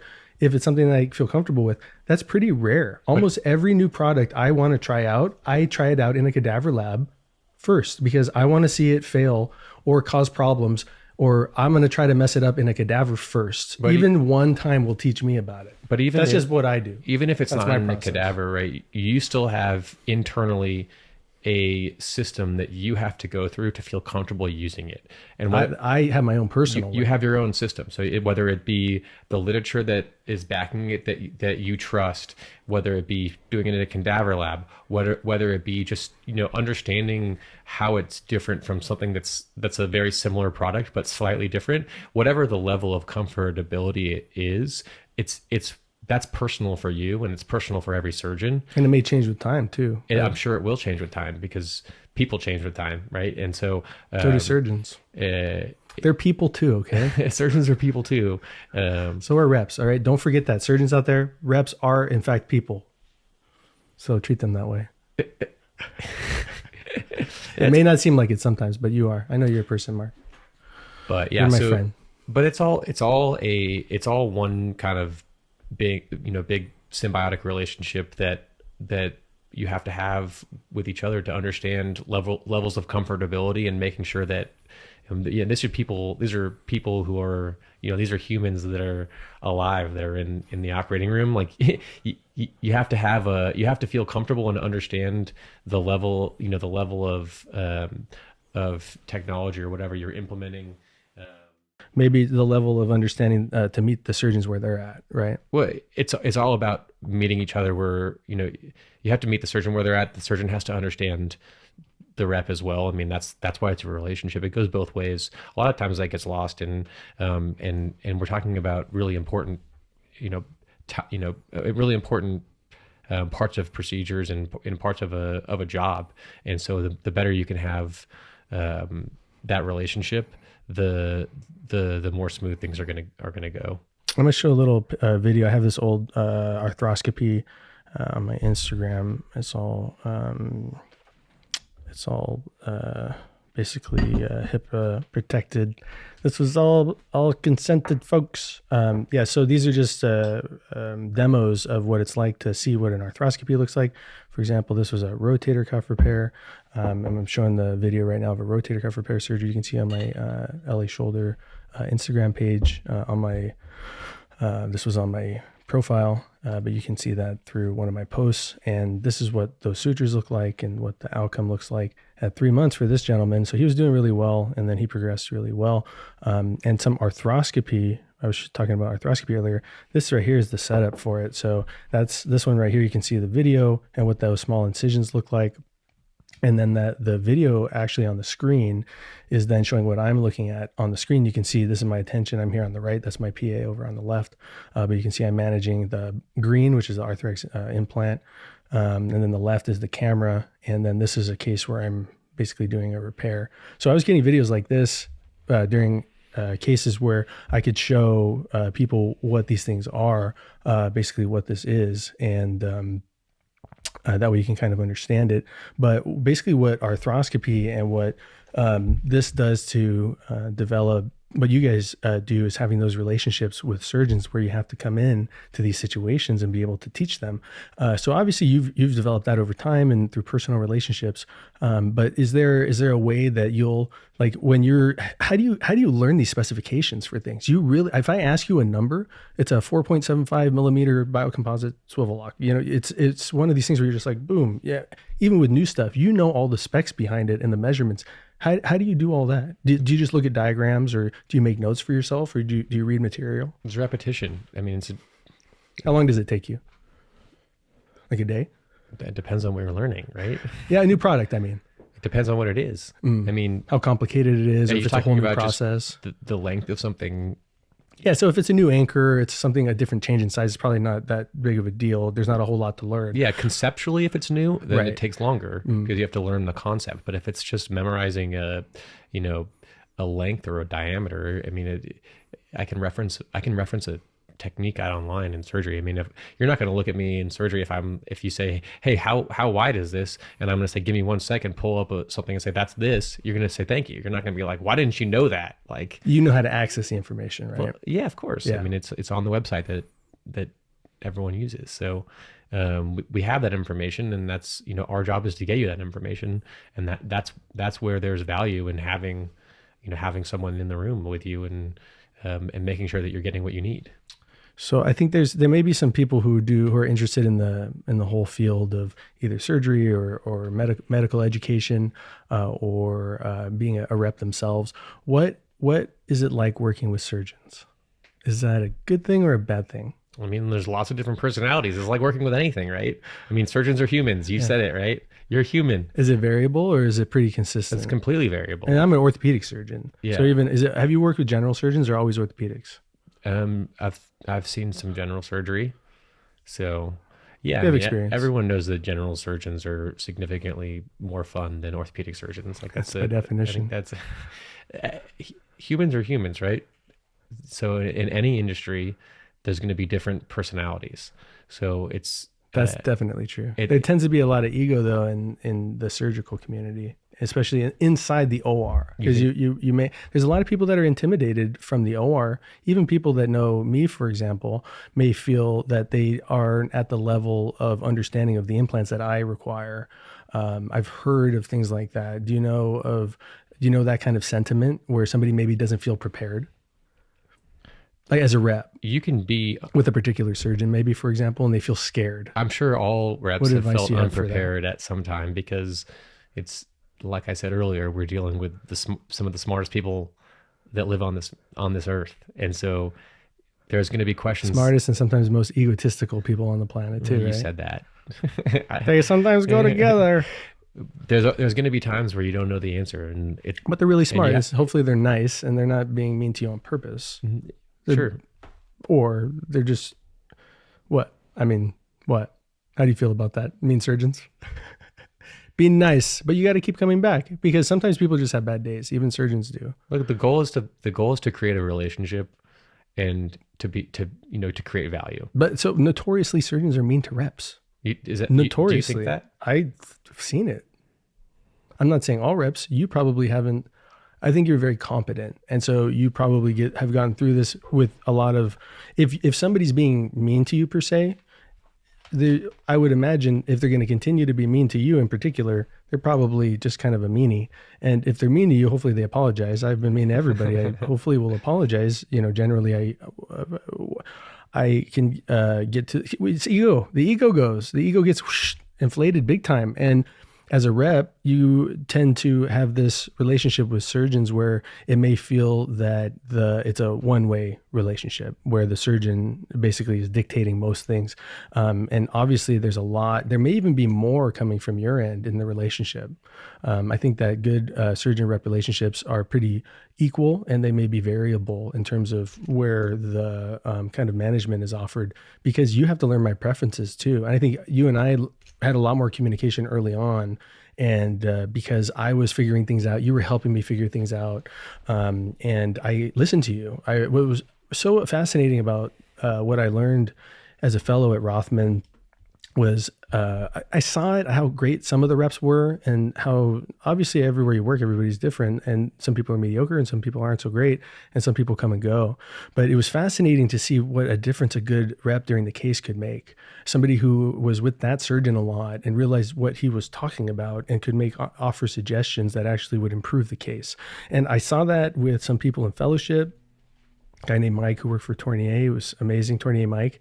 And Mark Davidson, you were the first guy who taught me that when I started practice. And it's one of those things where you don't know who you can trust, especially when you're in a bad situation. The case is going, it's a complex case, and especially during arthroscopy, those have been some of the most trying cases that I've had, because when it's open, I can look, I can fix things, and maybe it may take time, but with arthroscopy, you can't have a timer on. You can't let things go more than typically around, ideally 2 hours, but 3 hours max, really. 4 hours sometimes is really pushing it. And it can be really, really difficult. And you've helped me through a lot of situations through watching and through seeing those screens. Like I showed you that video, what I was looking at, you were looking at, what kind of case I'm doing just by watching that. So we're looking at the same thing. Chip Rout from Houston, he's an orthopedic trauma guy, says, I can't remember his exact quote, but he says, basically, are we looking at the same thing? Are you seeing what I'm seeing? Because if I'm seeing this, and he does pelvic fractures, and I'm seeing this type of line and fracture, and you're looking at it and you're not seeing that line, then we're seeing two totally different things. It's this concept of, I can't talk to a lot of these reps because they're not seeing what I'm seeing. They're not looking at the screen. They're not understanding the procedure, to the extent that I need to know that people are following along, and they don't need to be making the next step. Hey, this is what he's going to do next all the time. Because sometimes even I don't know until I look at some things. But if you're paying attention and you care as a rep, you can learn so much from the surgeon just by watching the case and paying attention. But those are the types of interactions where then I can get help from you, because you are watching me avoid potential issues because you've seen it before with other people. I'm going to tangle that suture. Getting things crossed up can be a major issue. And it can be so simple of an avoidance of, hey, that you're pulling on the wrong suture. And if I pull on that suture and I just say, this guy doesn't know what he's talking about, and I just pull hard, it might pull out where I have to put in a whole new anchor, might delay the case. I might not be able to get the fixation that I had a plan to get fixation for if I screw up. And sometimes little things like that happen. So, little things like that can actually make a big difference, just grabbing the right suture. And so if there's people that can't even tell me what left versus right is and up and down, there's some people that I feel just can't understand arthroscopy to a certain extent. They don't know what's going on, so they're waiting for direction, from me. So that, I think, is what really separates with arthroscopic competent arthroscopic surgery reps that are competent basically within sports, where they are able to, they have to know the anatomy. We have to be looking at the same thing on the screen to a certain extent. You got to know if you're in the joint, not in the joint. Sometimes I'll ask very basic questions like that just to see who is looking at what I'm looking at. And then that way, you know what you're looking at, and then you can compare results within different surgeons, because you hop back and forth with different people. You don't just work with me. right? So you can offer your experience Yeah. through suggestion. All of that is true. I think, It's definitely true the because you helped me. I I know think it's true. another important thing to recognize there is, those times are few and far between, right? Like the majority of time that you're doing things, you're not really needing assistance or help, right? You're Probably don't need it, right? I can figure it out. Like But you can don't make need it better. Right? But it's the challenging times where something's not going right, because not everything goes right in surgery. Everyone, if you don't know that, you should know that. Not every surgery goes perfect, and that's when the value is really felt by your rep, is when things aren't going well. Are they prepared What do you have to offer to help you out? And sometimes that's just as simple as communicating, hey, I'm not sure what's going on. Let me know what you need and I'll tell you what options I have. Or I've never seen this before, so you got to communicate with me what you need, and not being afraid to say, I don't know what the heck you're doing. I don't know what that is. Sure. But here's what I have. And also, don't be that guy that's asking every 5 minutes. I know people like that. What are you It's doing? like, What is hey, that? doc. Oh, hey, what is, so what are you going to do next? What is that over there? It makes me lose my focus. It sounds crazy. I have a rule that I had to make because people were singing to songs, and then I was starting to have these things where I'm getting distracted, and I realized I was getting distracted. I can't have people singing to songs in my rooms. And I like loud music, so that's pretty much why I play. That's probably why play you like house me in music. your room, because I don't sing. You don't sing, but also, well, your voice is terrible, but it's a good radio voice. It's delicious. It's sexy and delicious. I think. I don't think anyone's ever. It's the said mandala. That. Was that the mandala? No, don't I think it was a mandala. edit that part out. Edit that out. No, I'm just saying the quality of your voice is it's good. It's good for radio, but you also have a face for TV, so works out.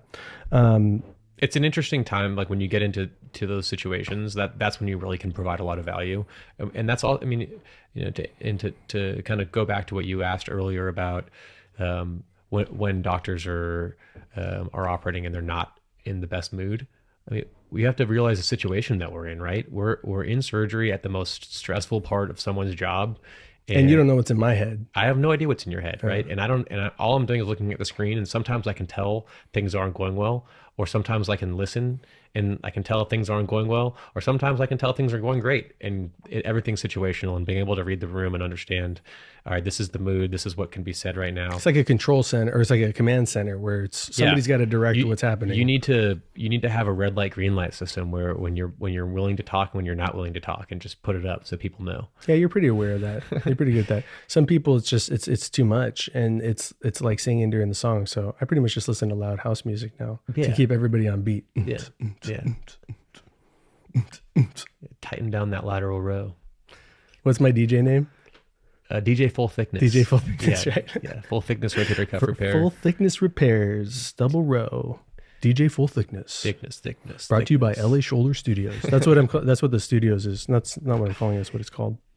LA Shoulder Studios. Yeah. We're on LA Shoulder Podcast. Brought to you by the LA Shoulder Studios. LA Shoulder Podcast.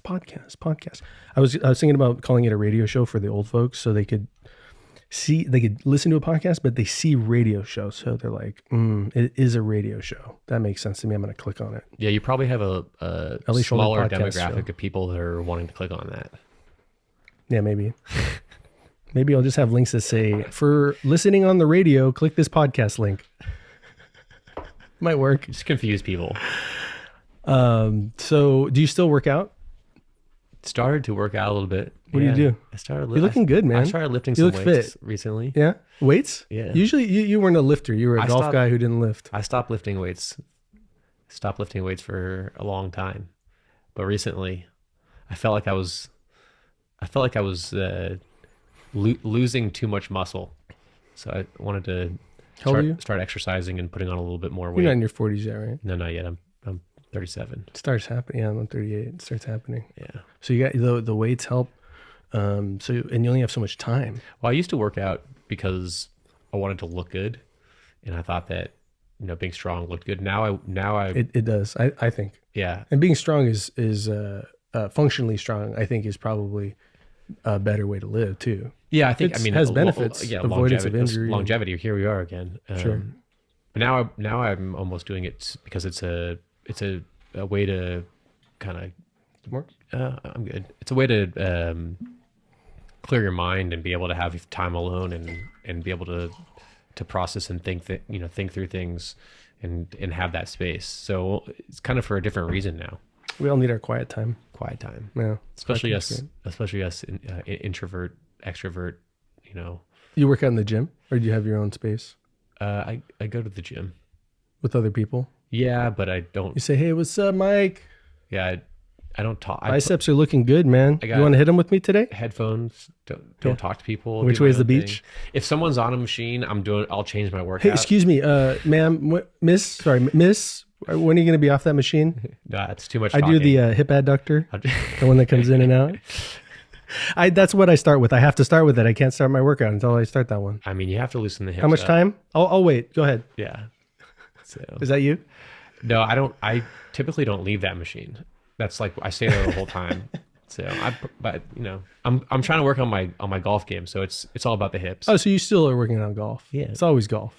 See, it's golf centric. It's whatever you love. So you love golf. It's a passion, right? Yeah. So How often do you play golf? not nearly as much as I'd like. Once a week? Twice a week? No, not that much. How often do you swing a club? I go in spurts where I won't play golf for 3-4 weeks, and then I'll try and play like 3 times in a week, just because it takes a couple of times to. You would play a game, or do you go to the range? What is that? If 3 times a week means what to you? Like I'll go to the range, and then I'll try and play on the weekend, like on Saturday, Sunday. So you only play a game on the weekends, not during the week, or if something comes up, the surgeon needs to be. It's tough entertained, during the maybe. week. Our schedules don't really permit us to block time off. That's not how it works. Why do people say that surgeons go golfing during the week? I mean, it might be true, but Well, you you got to as have a- your day. You have one day where you're like, I'm only going to be here until noon, and we are golfing. Well, you as a surgeon have the ability to control your own schedule. That is definitely true, and it's been true the whole time. And I just learned that I think 2 weeks ago. So me as a rep, I don't have that same ability because I have to play. Because I was just trying to get busy the whole time. I have was to like, plan my yes, day yes. around you and every other surgeon, right? So if there's a day where every surgeon's not working, then that's the day that I'm not working. You are dependent. You're on doing podcasts, so your schedule to some extent is dependent on my schedule. If you're covering me directly, Yeah, not somewhat. It completely is. completely, Yeah. let So- you know when I'm out of town. Yeah, and when you're out of town, other people aren't. So yeah, I mean, there's times. Right, so where- you might still have to be here, but if you're gone, I might be upset if I'm here. Yeah. So But you do cool is stuff. Is that fair? How many yachts Is have that you? fair? It may not be, but this is the one-way relationship I was talking about. Yeah, how many yachts have you been on? Because I know it's more than me. What do you consider a yacht? I have a number. What do you consider a yacht? What do you consider a yacht? Because I have a number in my mind. A yacht. I want to know what number you consider as in terms of how many yachts you've been on in I've your been on life, out to sailboats. sea, not taking a tour of them. I've been on sailboats, small sailboats. Yacht, No, not yacht. like how many people? 10? No, like 6, 8. That's like sailing. Sailing. Yeah. Sailing. Yeah. Not Yacht. yachts. You didn't go to Yacht Week? No, I've never done yacht week. You didn't go to Yacht Week? That would be a good time. We should go to Yacht Week. Do you have a yacht? Should we do yacht week? Do you have a boat? What are the requirements? I think all you have Let's to do look it is up. sign up and pay money. I'm gonna look it up. You get a captain. You go to Croatia, hang out for a week. Let's find it. Yacht week's not really. Is it cool though? It's not really yachts. It's Is there still Yacht Week? It's a bunch of boats that are all like smaller sailboats, and they all go in one big Oh, hold on. group of boats that Don't all mess travel up the together and party together. So I don't want to reach too far. What are the requirements for Yacht Week? Credit card, date of birth. Let's see what ChatGPT says. Requirements for Yacht Week depend on the location of the event, type of yacht, and experience level of the participants. However, there are general requirements. Okay, so we do have one. So you got to be 21 and up. Yep, that's Some date of routes birth. may allow 18 and older, but this depends if your mommy's with you. Booking a yacht, you can book as a full yacht. So you can do it. So you're 21. It costs, is that a lot? I think it's a lot. Mark says this what do is you a think? lot. I think it's a lot for Yacht Week. $1,000 to $3,500 per person. And that's for the whole trip. For the week, I would imagine. But they do take Visa, it looks like. No, And if they take credit card, then yeah, you put should it on the card. just bro. get that thing. Let's go. We should go. And then we can do the podcast out there and do it on a yacht. If you want to pay for it, I'll go. Do you have to have a yacht? Let's see. No, you don't. Do you need to own a yacht to participate in the VIP? Because we have to do VIP, right? In the VIP, you don't have to add a question mark, but I think it's nice to be at least respectful to the AI. I don't want to piss them off. It says, no, you do not need to own a yacht to participate in the Yacht Week VIP experience.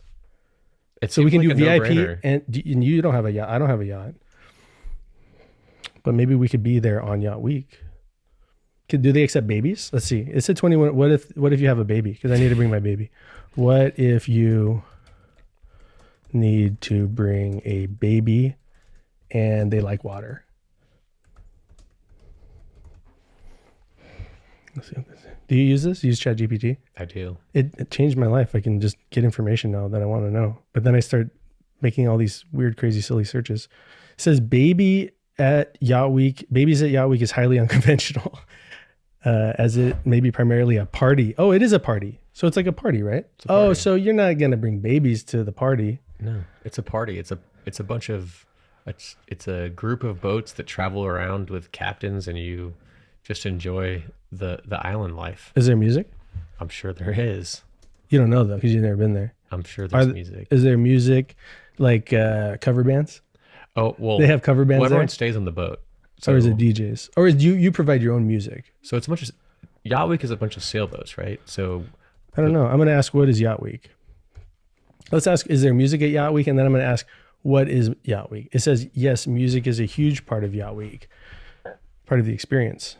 It's known for daytime DJ sets, raft parties. That sounds awesome. And so maybe you meet up on a raft in the middle of all the yachts and then listen to DJs. All your dinghies. You know who I was listening to is Nora and Pure. She did a show on a yacht. So here, let me show that one. I like Nora and Pure. She's amazing. I think she makes all of her own music too. She's a producer. She does music production. So she works in a studio and makes her own music, house music. So that's her own stuff. It's not like she's just remixing people's music and making it sound good. She's great. She's like Avicii. Show Nora. Oh wait, let's find out what. No, yeah, we got a good sense of what Yacht Week is, right? Yeah. Okay. Show Nora and Pure link. So this I'm using this now, and it'll just give me the link on YouTube. You can do anything on here now. It's amazing. It's only going to get better. Or what I did learn though is if there's a direct link that you want to get to, it's actually better just to go to that channel. So I'll just go on YouTube, Nora and Pure. It was 2024. No, this one was the yacht video. Did you see this one? She's swimming with a shark. All right, I'm gonna show the start. Super cool. I don't know, she might get mad if I can show it, but it's super cool. Nora, I love you. My girlfriend Cassandra loves you. And if you ever want to be on the LA Shoulder podcast, please come on my podcast in Calabasas. See, she likes dolphins, and she looks like a model. And she apparently is not afraid of sharks, which is impressive because I think sharks are terrifying. I mean, that's impressive to free dive at that level right there. This is her.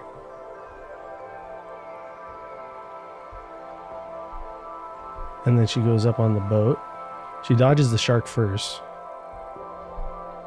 There's a shark. He has been through battle, it looks. He has like a dagger that's been broken off in his jaw, and he's going strong, and she's hanging out, trying to find her boat. Doesn't look deep there. To do her set. She was deep. She was swimming with sharks. Well, that's deep. That's different places. She just found... That's got to be different places. But it's what you believe, and I believe she's not afraid of sharks. Because she put a video. There's a shark. There's me. No problem. I wouldn't do that. I wouldn't put a shark in my video, even if it's cool. But this music's super cool. I'd like to go there. I started watching this and I was... What do you think this is? I just wanted to be part of all of this, except for the shark. Where do you think that is? I'm not... It's Bahamas. I think... Bahamas. Yeah, it's Bahamas. Mm-hmm. Yeah, this video went viral. The Abacos? I'm not sure exactly, but it went viral and has 18 million views on YouTube. 18 million and one now. See, that's a yacht. I've never been on a boat that size. That's a fishing yacht, right? Sport fishing yacht. That's got to be 80, I've been on a boat 80 that feet. big, bigger maybe. I've been on a sport fishing. I've been on a cruise. But I look, guess you that can have a counts. DJ set, swim with sharks, get away from them, and then do a set on a boat. Apparently with a guy driving the boat, I hope, and nobody listening. This is where she records her music. She's just recording. Yeah. She wanted a good setting for recording. But she just goes input. So this is a direct line from her board, I'm sure, into the recording software. So it's not picking up all the waves and the sharks killing each other out there. Although that would make for some pretty good background beats. Maybe she was getting some good footage. Shark beats. I've been watching a lot of Baby Shark lately, actually. Yeah, a lot more's coming. It should. There's a movie coming out. When are you gonna? Are you gonna watch it? When are you gonna do Lion King for the first time? I tried to watch it on my little. I'm sorry, I did watch it, and it was The new one? something that. Well, I got to support one of the guys. He's one of my patients actually is in that movie as one of the voices. So I can't discourage from watching. Watch Lion King, folks. Although this podcast is not brought to you by Lion King. No, I mean it wasn't for me. I was the realistic animation with it. Just I can't get lost in it. Like I get lost in your eyes, Mark. But for that, it was Baby Shark, which I'm highly interested in, mostly from a production value and from a melody, audio, soundtrack value. The shark looks terrifying to me, and I am so scared of sharks by looking at it. I'm scared watching the show, but I think it's a little bit of fear inside of me that stimulates But you something you that do makes me some want to surfing, watch don't it. you? Yeah, I don't see sharks in the water. But they're there. I'd look for waves, not You sharks. know they're there. I don't think about them. Okay. Shut it out. Cut it off. Mind over matter. Did you watch Dogman?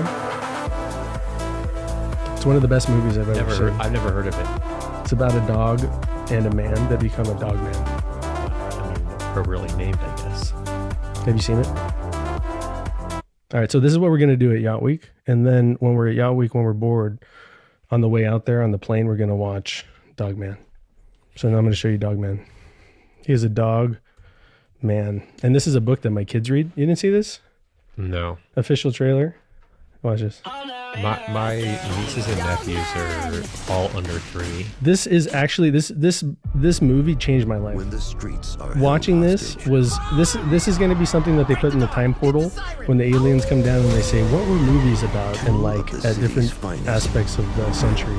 And this is going to be one at this new quarter of our 2025 futuristic century. They're going to say, wow, dogs and man were one at some point. and Through fight Dogman. as Can you one. hear that over your headphones? We sew the dog's you can't head hear it. onto the man's body. Yeah, look at Great so he gets injured and Surgery. the nurse and the doctor are like, we should make him into one person because the guy was going to die. He had a severe head injury and the dog had no body. So it might actually work if you could. They reconnected a head, an actual human head, to a person who recently died, and they matched them, and they actually lived for a certain amount of time. I don't know if they didn't have any usable function, but somebody had like a head and they were basically dead, but their body worked. So this was, I don't know if it was based on a true story, but that did happen in Italy, and they reconstructed this guy's head. I think he ended up dying very quickly, but it was one of those things to show you can do it. So in this, the dog, his cognition, his brain is working, but he had no body. So he uses this guy's body because they reconnected him, but he's still a dog. So he can't talk, but he like growls at people. And he's a detective because he used to work for this cop. And so he's still trying to solve all these like mysteries. This evil cat is causing all these problems named Petey. And apparently you can like the bad guy and kind of like the good guy who can't even talk because he's a dog. And man, this movie is highly worth seeing, even if you don't have kids. Okay. It was such a cool movie. That's a trailer. All right, I'll put it on the list. It's pretty good. It's DreamWorks, but I haven't seen any good movies lately, until Dogman.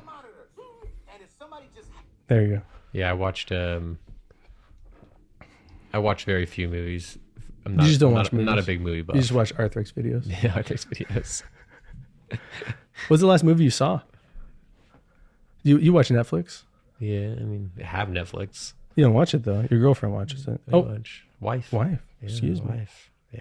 She watches Netflix, right? Netflix is in chills with you.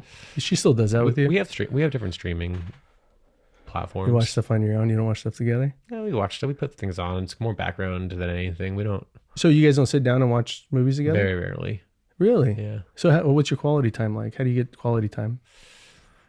We play golf together. You do play golf? Yeah, she plays golf. Oh, that's great. We've actually been recently been reading together. Like You guys we're read the same book? Same book. Or Not she to reads each a other. page and then you read a page? She reads at twice the speed of me, so she gives me a head start.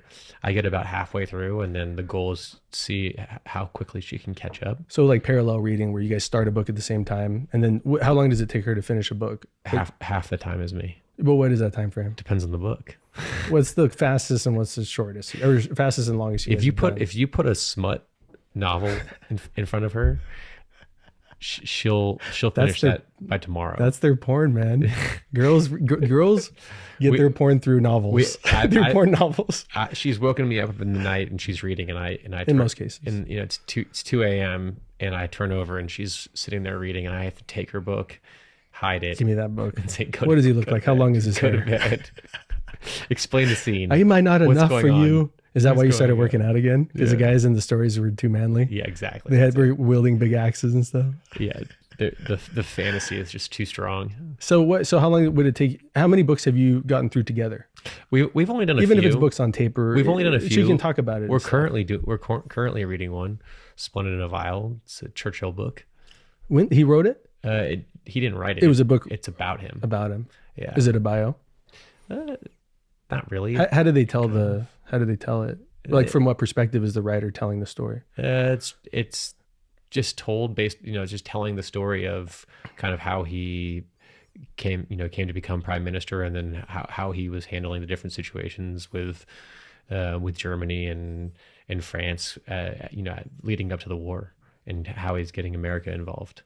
So He was the one that had a role in getting America involved, right? Yeah. A pretty major role. a pretty major role. Yeah. Not the only role, but a major role. But a major role is, his insight and his ability to strategically engage and engage an ally and make them aware of the necessity that they need help. So do you guys watch specials on Churchill? No, this is just You don't because you don't watch it together. You just read books. just a book. And so are you through with that one or are you right in the middle? No, I'm of in the it? middle of it.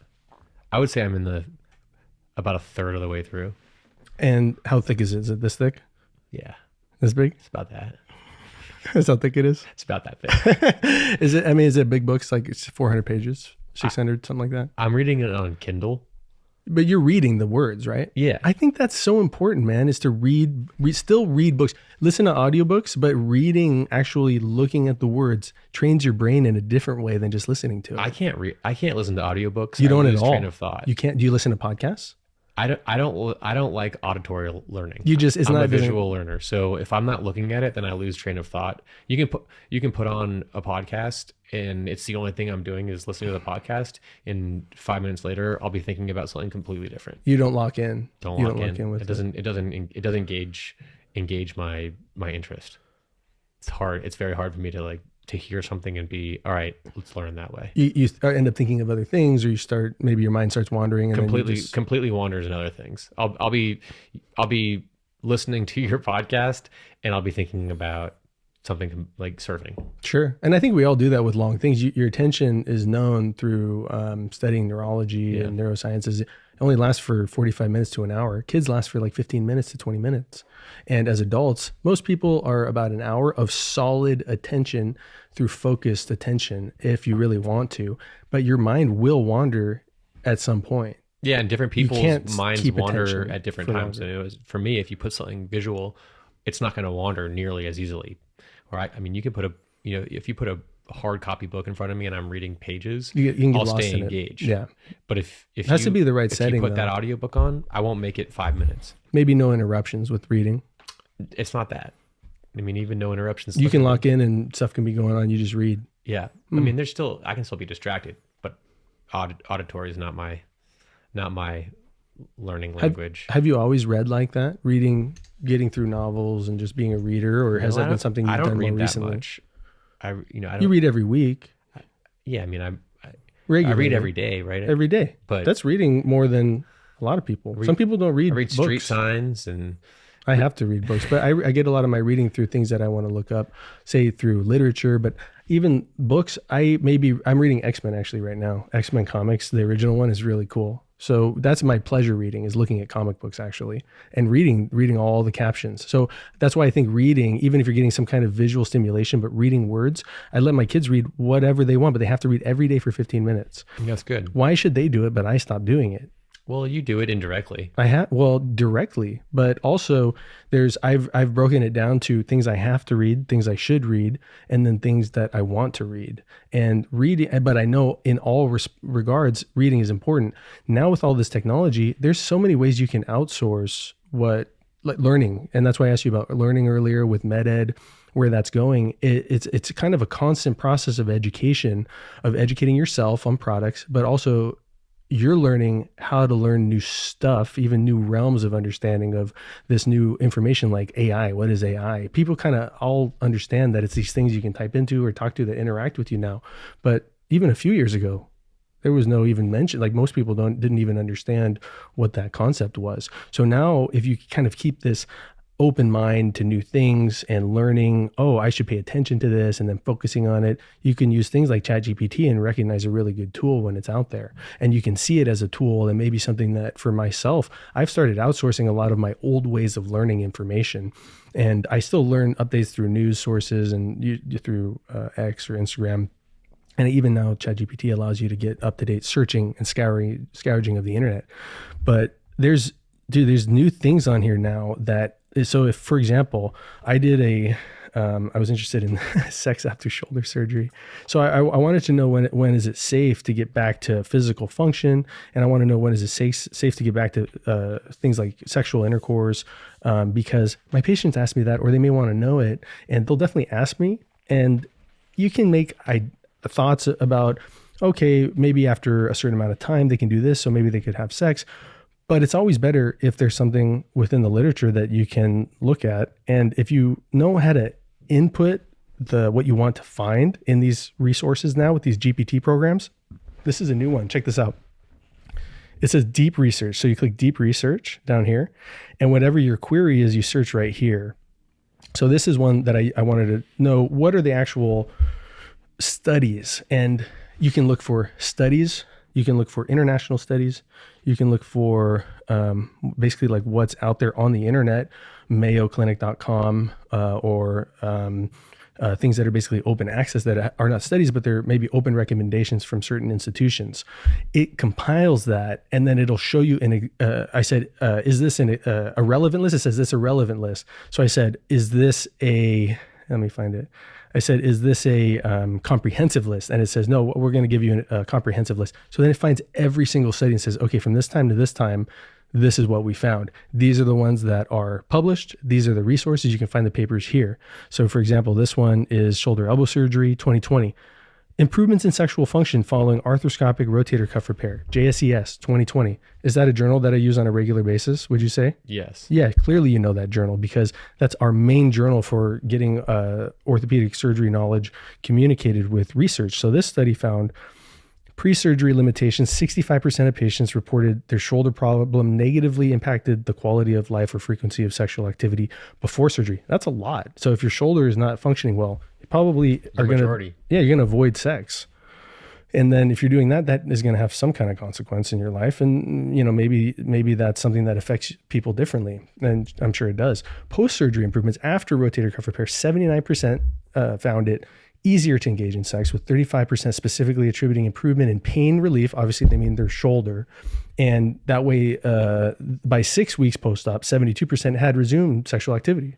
So 72%, almost 3/4, had resumed. So this was basically a study that the surgeons were surveying patients. So they asked them, what are you already doing? Are you having sex or you're not having sex? And those numbers, sometimes they are variable, but if it's more than 50-50, they do statistics and they show the have rotator cuff P is less than surgery and you'll have more 0.001. sex. Well, if you are not having sex because your shoulder hurts, have sex and it will get better. have surgery. But if you're having bad sex before, it may not have anything to do with your shoulder, but This it isn't might. talk- this It might isn't have talking something to about do with the your qual- shoulder. This isn't talking about the quality of Get sex. shoulder surgery and have better sex. That's what it's showing. That's what I get. That's my conclusion. So, and then, these are multiple studies here, and these are significant studies. So look what we just learned right now. I had an idea. What do you think about? And I found it right here. AI in terms of future uses in your type of surgery. Dude, the thing is, it's such a powerful tool, but right now it's a tool that is interacted with, that if you don't interact with, it doesn't help you at all. It's like a hammer. If you're a carpenter and you can't find your hammer, you have a bunch of nails to nail, you can find a different way to put the nails in. So you can say, I can't find my hammer, so I'm just going to not put any nails in. It's not going to work. That's just a tool. So it's a conduit for whatever you want it to be. What's on the internet is not infinite. It's actually quantifiable in terms of data, because the internet is a connection of servers that have data storage. And all data that is sent back and forth on the internet is basically code. It's computer code.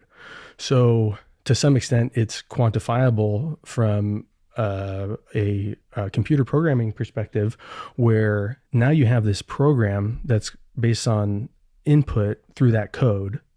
It's called a large language model. So it's called Chat GPT, because the GPT is the processing unit that has all the code built into it that can process those things with the algorithms. And algorithms are basically complex code that are based on code is code. So it's just basically input and command. And it could be, this line and these letters represents alphanumeric representation. So it's all based on the keyboard. So it's all input. So that's how then it makes a representation of what you're inputting on the keyboard on the digital screen. So that's what the code is. And that's all sent through electricity. So without electricity, none of this means anything, because it's impossible to do it. As far as I know, I think you must have electricity and a current, because it's all based on that. So once you have electricity, that can then power the whole system, and then it gives you this graphic representation on the screen, which we know is like a PC or now like a Mac. And what those processing units are, they're based on totally different processing systems in terms of code, PCs versus Mac. So you have these applications that can run on either systems, because now you've reached this point where that code has like bridging between the two, because we know you can either use a PC or a Mac, so it really doesn't matter. It's a computer. So if you have these large language models that you can engage with as somebody that can understand them, you maybe have a very large knowledge of one certain thing. And so you can use this tool. Say if you're a PhD, for example, in astrophysics, you can use it as a tool and utilize your knowledge to then start searching for things that will either save you time or give you more reliable information, or being able to come up with write things down quicker or start automating things. It's basically limitless. And all right, so we're back. Sorry, you got disconnected. You were telling me about now. research Research with AI. and AI. So what I found was I started outsourcing what I was doing, making tables, reading papers, where I was trying to take what they had in the paper and take it out and reformat it and put it into a table that I could then use for research. Because in research, we have to build upon shoulders of giants. As we know, we have to base a lot of our work off of research that's been done. So a literature review you start with an idea, but then the next step generally is a literature review. Let's see what's already published on that idea. If you have a good idea, hey, are rotator cuff repairs better if you also do a biceps tenodesis or not? What are the outcomes? What are the studies? It's probably already been done. So then you can assess that, look at the relevance, and this will outsource a lot of that as far as literature review. So you can, what I just showed you is an example of that right there with the sexual activity after shoulder surgery. So I already know now kind of what the summary of the literature shows and what's out there. Maybe there's some gaps in there that I could study myself as an academic surgeon. So that's helped me right there, just outsource my amount of work that normally I would have to go through, going online, doing a literature myself or search myself, looking at the papers, reading the papers. I didn't read these papers, so I'm assuming this is accurate, which has shown it does have accuracy because has these resources that you can click on directly. It shows you this is the source. But you'll want to check that just to be certain, right? Of course, and it's text-based. So these are things, if I'm making any actual decisions on, then I'm clarifying with the initial source. That's why I hold journal clubs with the residents, and we'll go through the papers in more detail. But these are kind of more guidelines, what's out there. And so it'll help me make some decisions. And so I know. So then if I do need to read them in more detail, I have them, and we can read them in more detail, maybe at like a journal club level. And so when you have this type of ability, I saw that as such a powerful tool, just that I was outsourcing things that might have taken me a week if I could get it done and come back to it without getting frustrated sometimes. But, these things just take time and patience. So if you can get to the next point by outsourcing a lot of things that may have improved, maybe now improving efficiency, that opened me up to say, hey, if I have a good idea, let's search for it. Okay, good. There's a gap here. Let's move on. So it's really been speeding up my ability to do research. So how is AI going to interact with that? I mean, the AI systems now are really based on user input. So the other thing I found was the more you interact with the system, it will remember your preferences. And then, so for example, I say I'm an orthopedic academic shoulder surgeon. It doesn't really matter where I practice for the stuff that I'm looking for. So I'll say I have an interest in rotator cuff repair surgery, biomechanical things or biomechanical studies, and it'll remember all of that. So then the next time I search, I just search, hey, I want to search for the outcomes on rotator cuff for my new study. And it already knows use that. The same channel on the search, right? You don't have to, it remembers it. And you can erase all those memories if you want to. So because you can say, change my inputted it memory under your login, it now knows. It's all through your login. So now you can research incredibly faster. Yeah, at an incredibly faster rate. Yeah.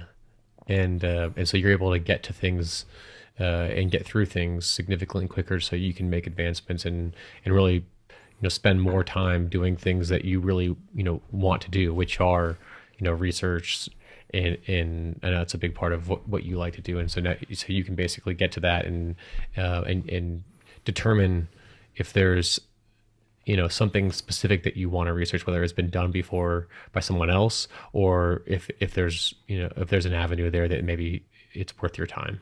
It improved my process for learning rapidly, exactly, and getting to research studies that I either find viable projects, or, for example, looking at this, there's studies done maybe on this. Maybe I say I don't want to study this, and I don't want to waste my time. It's already kind of established. So what'd you do It's helped me before? both ways. So let's just make something up. Like, all right, I want to know what I want to know how the outcomes of a biceps tenodesis high in the groove, how that compares to a subpec tenodesis, and I want to know if someone studied it specifically with this type of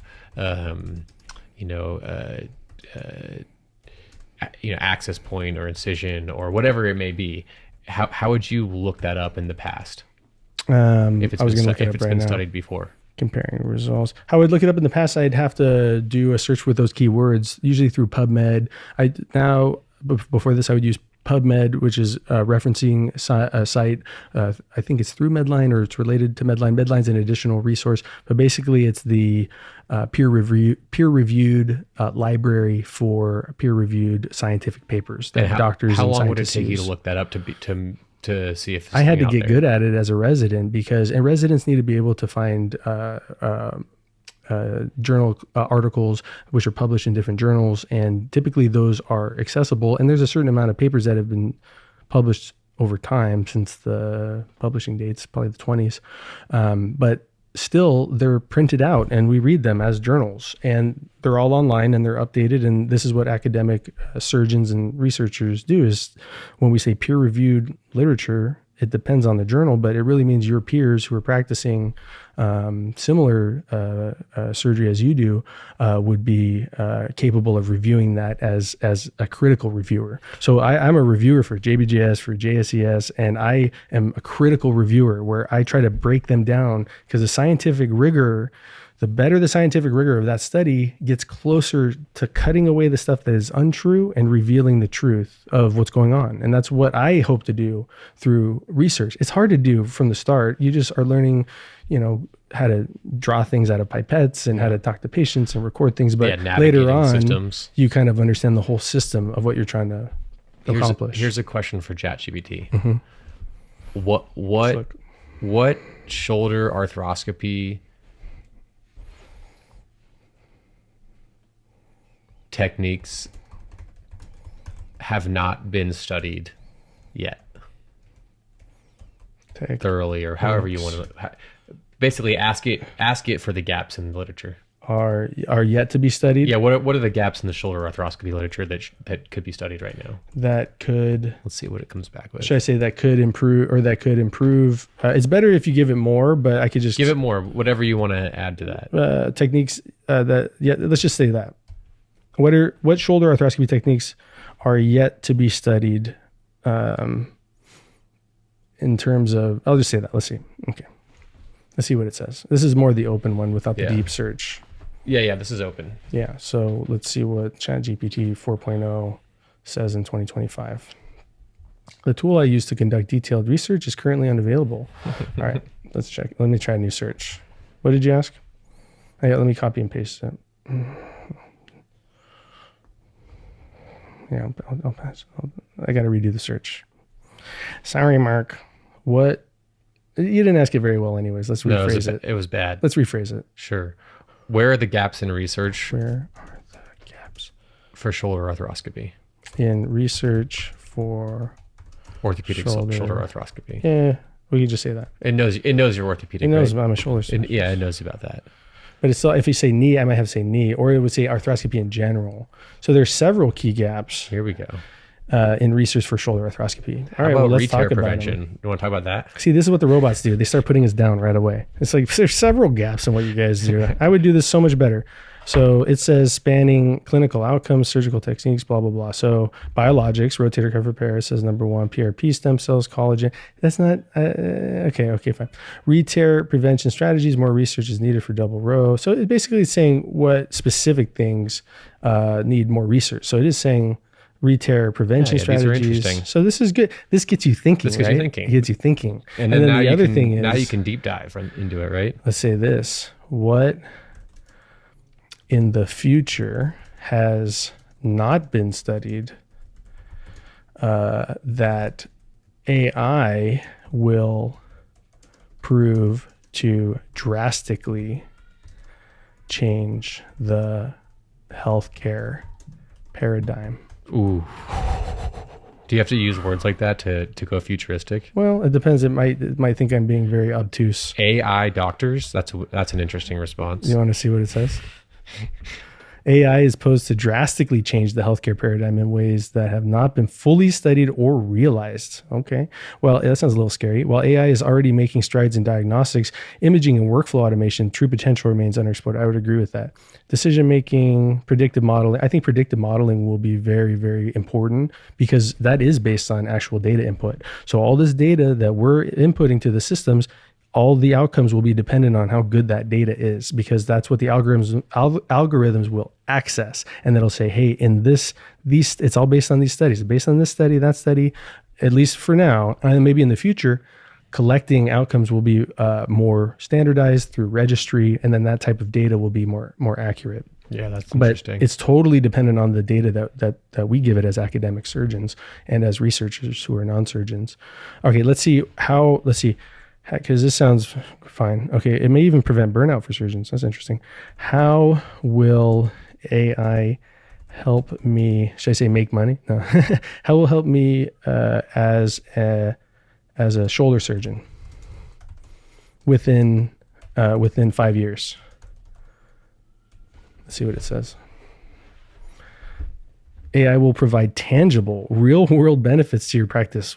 That's a little overinflated, no? That sounds real. I'll take it.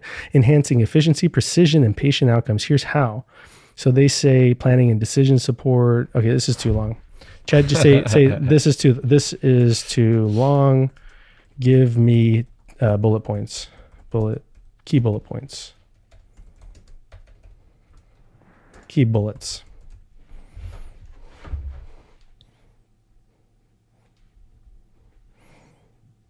Revise. Okay, AI enhanced pre-op planning, personalized surgical strategy based on imaging and patient history, predicts rotator cuff re-tear risk and optimal repair techniques. I think that would be cool. Hey, machine, tell me what this person's risk is. Maybe that'll alter how I treat them. Maybe more likely to use a graft or use BMAC. Based off age, their history. Whatever the AI tells me, it says it's doing it for a reason. Age, history, tear size. It'll look at the image quality. It'll compare it to what the radiologist says, and then it'll interpret all of this and give you one recommendation. That's kind of what we want, right? The machine to give us the recommendation. So maybe you want to know ahead of time how I can optimize that patient. So maybe give me a risk profile, 90% re-tear rate if you use a graft, but it'll drop to 80% risk of a re-tear. I'm sorry, say it's a 10% risk of a re-tear with a graft, but then it drops to maybe you're getting a higher re-tear rate if you don't use a graft. So it's like 5%. Is it worth the cost? Then it'll give you cost outcomes. It's whatever you tell it. So it's however you want to interact with these tools. Then you have to ask the question: should it matter?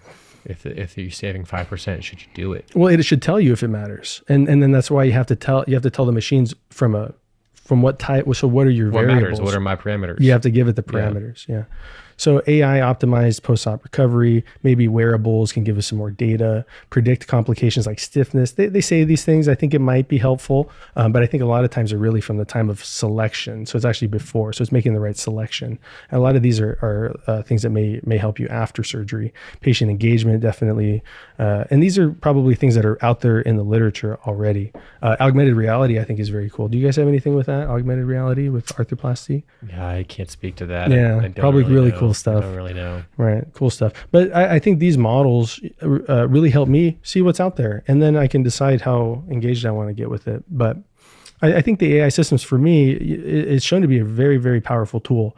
And so these things are rapidly evolving. I can't predict the future. I feel like I would love to predict. Patients want me to predict the future, but I tell them I don't have a crystal ball. I can't. But maybe within 2 years to 10 years. Now, I used to say 10 years, you don't see changes in big technology. Now I changed that to say, because of all the AI stuff, it may be 2 years. Everything is drastically changed. Yeah, it definitely is speeding up innovation. I mean, being able to understand, comprehend, and then spit out a result from all the different research and information that's out there, and being able to do it at that speed. I mean, just think about how you go about your day-to-day life. I mean, it makes everything more efficient. I mean, I think it's, especially when you talk about like the future of where things are going with AI, it has to be in the conversation now. I mean, a major part of it. Look at your iPhone. The new iPhones, I don't have it, but the new ones have AI built in, and all these new software systems almost have to. Predictive text, right? Someone texts you, and then you get it, and it gives you a suggestion to write back. And rather than taking the time to sit there and write it back, you can just click a button and it sends it back. I can't let myself do that yet. It knows your personality, though. I like the input, but I always take the text and I always have to modify it to make it mine. And so I always you don't know what you sound like, I guess. Well, maybe I'm going to be too quick to come back. Oh yeah, that's a good one. Click. Oh, and then they sends it right away. Yeah. So I think it's cool, but I look at it, I think I've done it maybe less than 5% of the time, where it comes up with that little, using the AI, the little glow on the AI for the iPhone. But I use AI so much. I haven't seen it. But anything that's coming from me, I like it to still come from me, actually, where I'm processing it. And then. So you don't think an AI version of you, even though it knows how it can see all your texts and how you've responded and the way that it would be pretty close. The way that you answer things, you don't think the AI knows that? It would seem like me, but it wouldn't be me.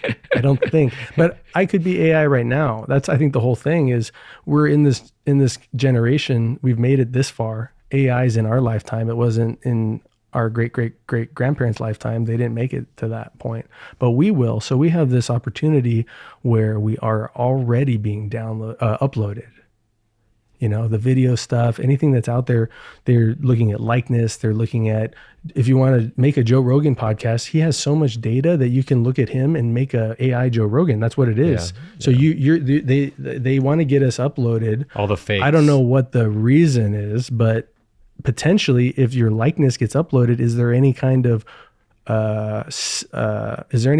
consciousness that could be, that they could derive actual artificial intelligent life. Maybe that's why they're doing all of this. Maybe that's why people like Joe Rogan are so powerful, because they have all this footage of them on video, audio, and they have a pretty good idea who that guy is. Maybe pretty close, but maybe they can probably quantify what those numbers are just based on his videos.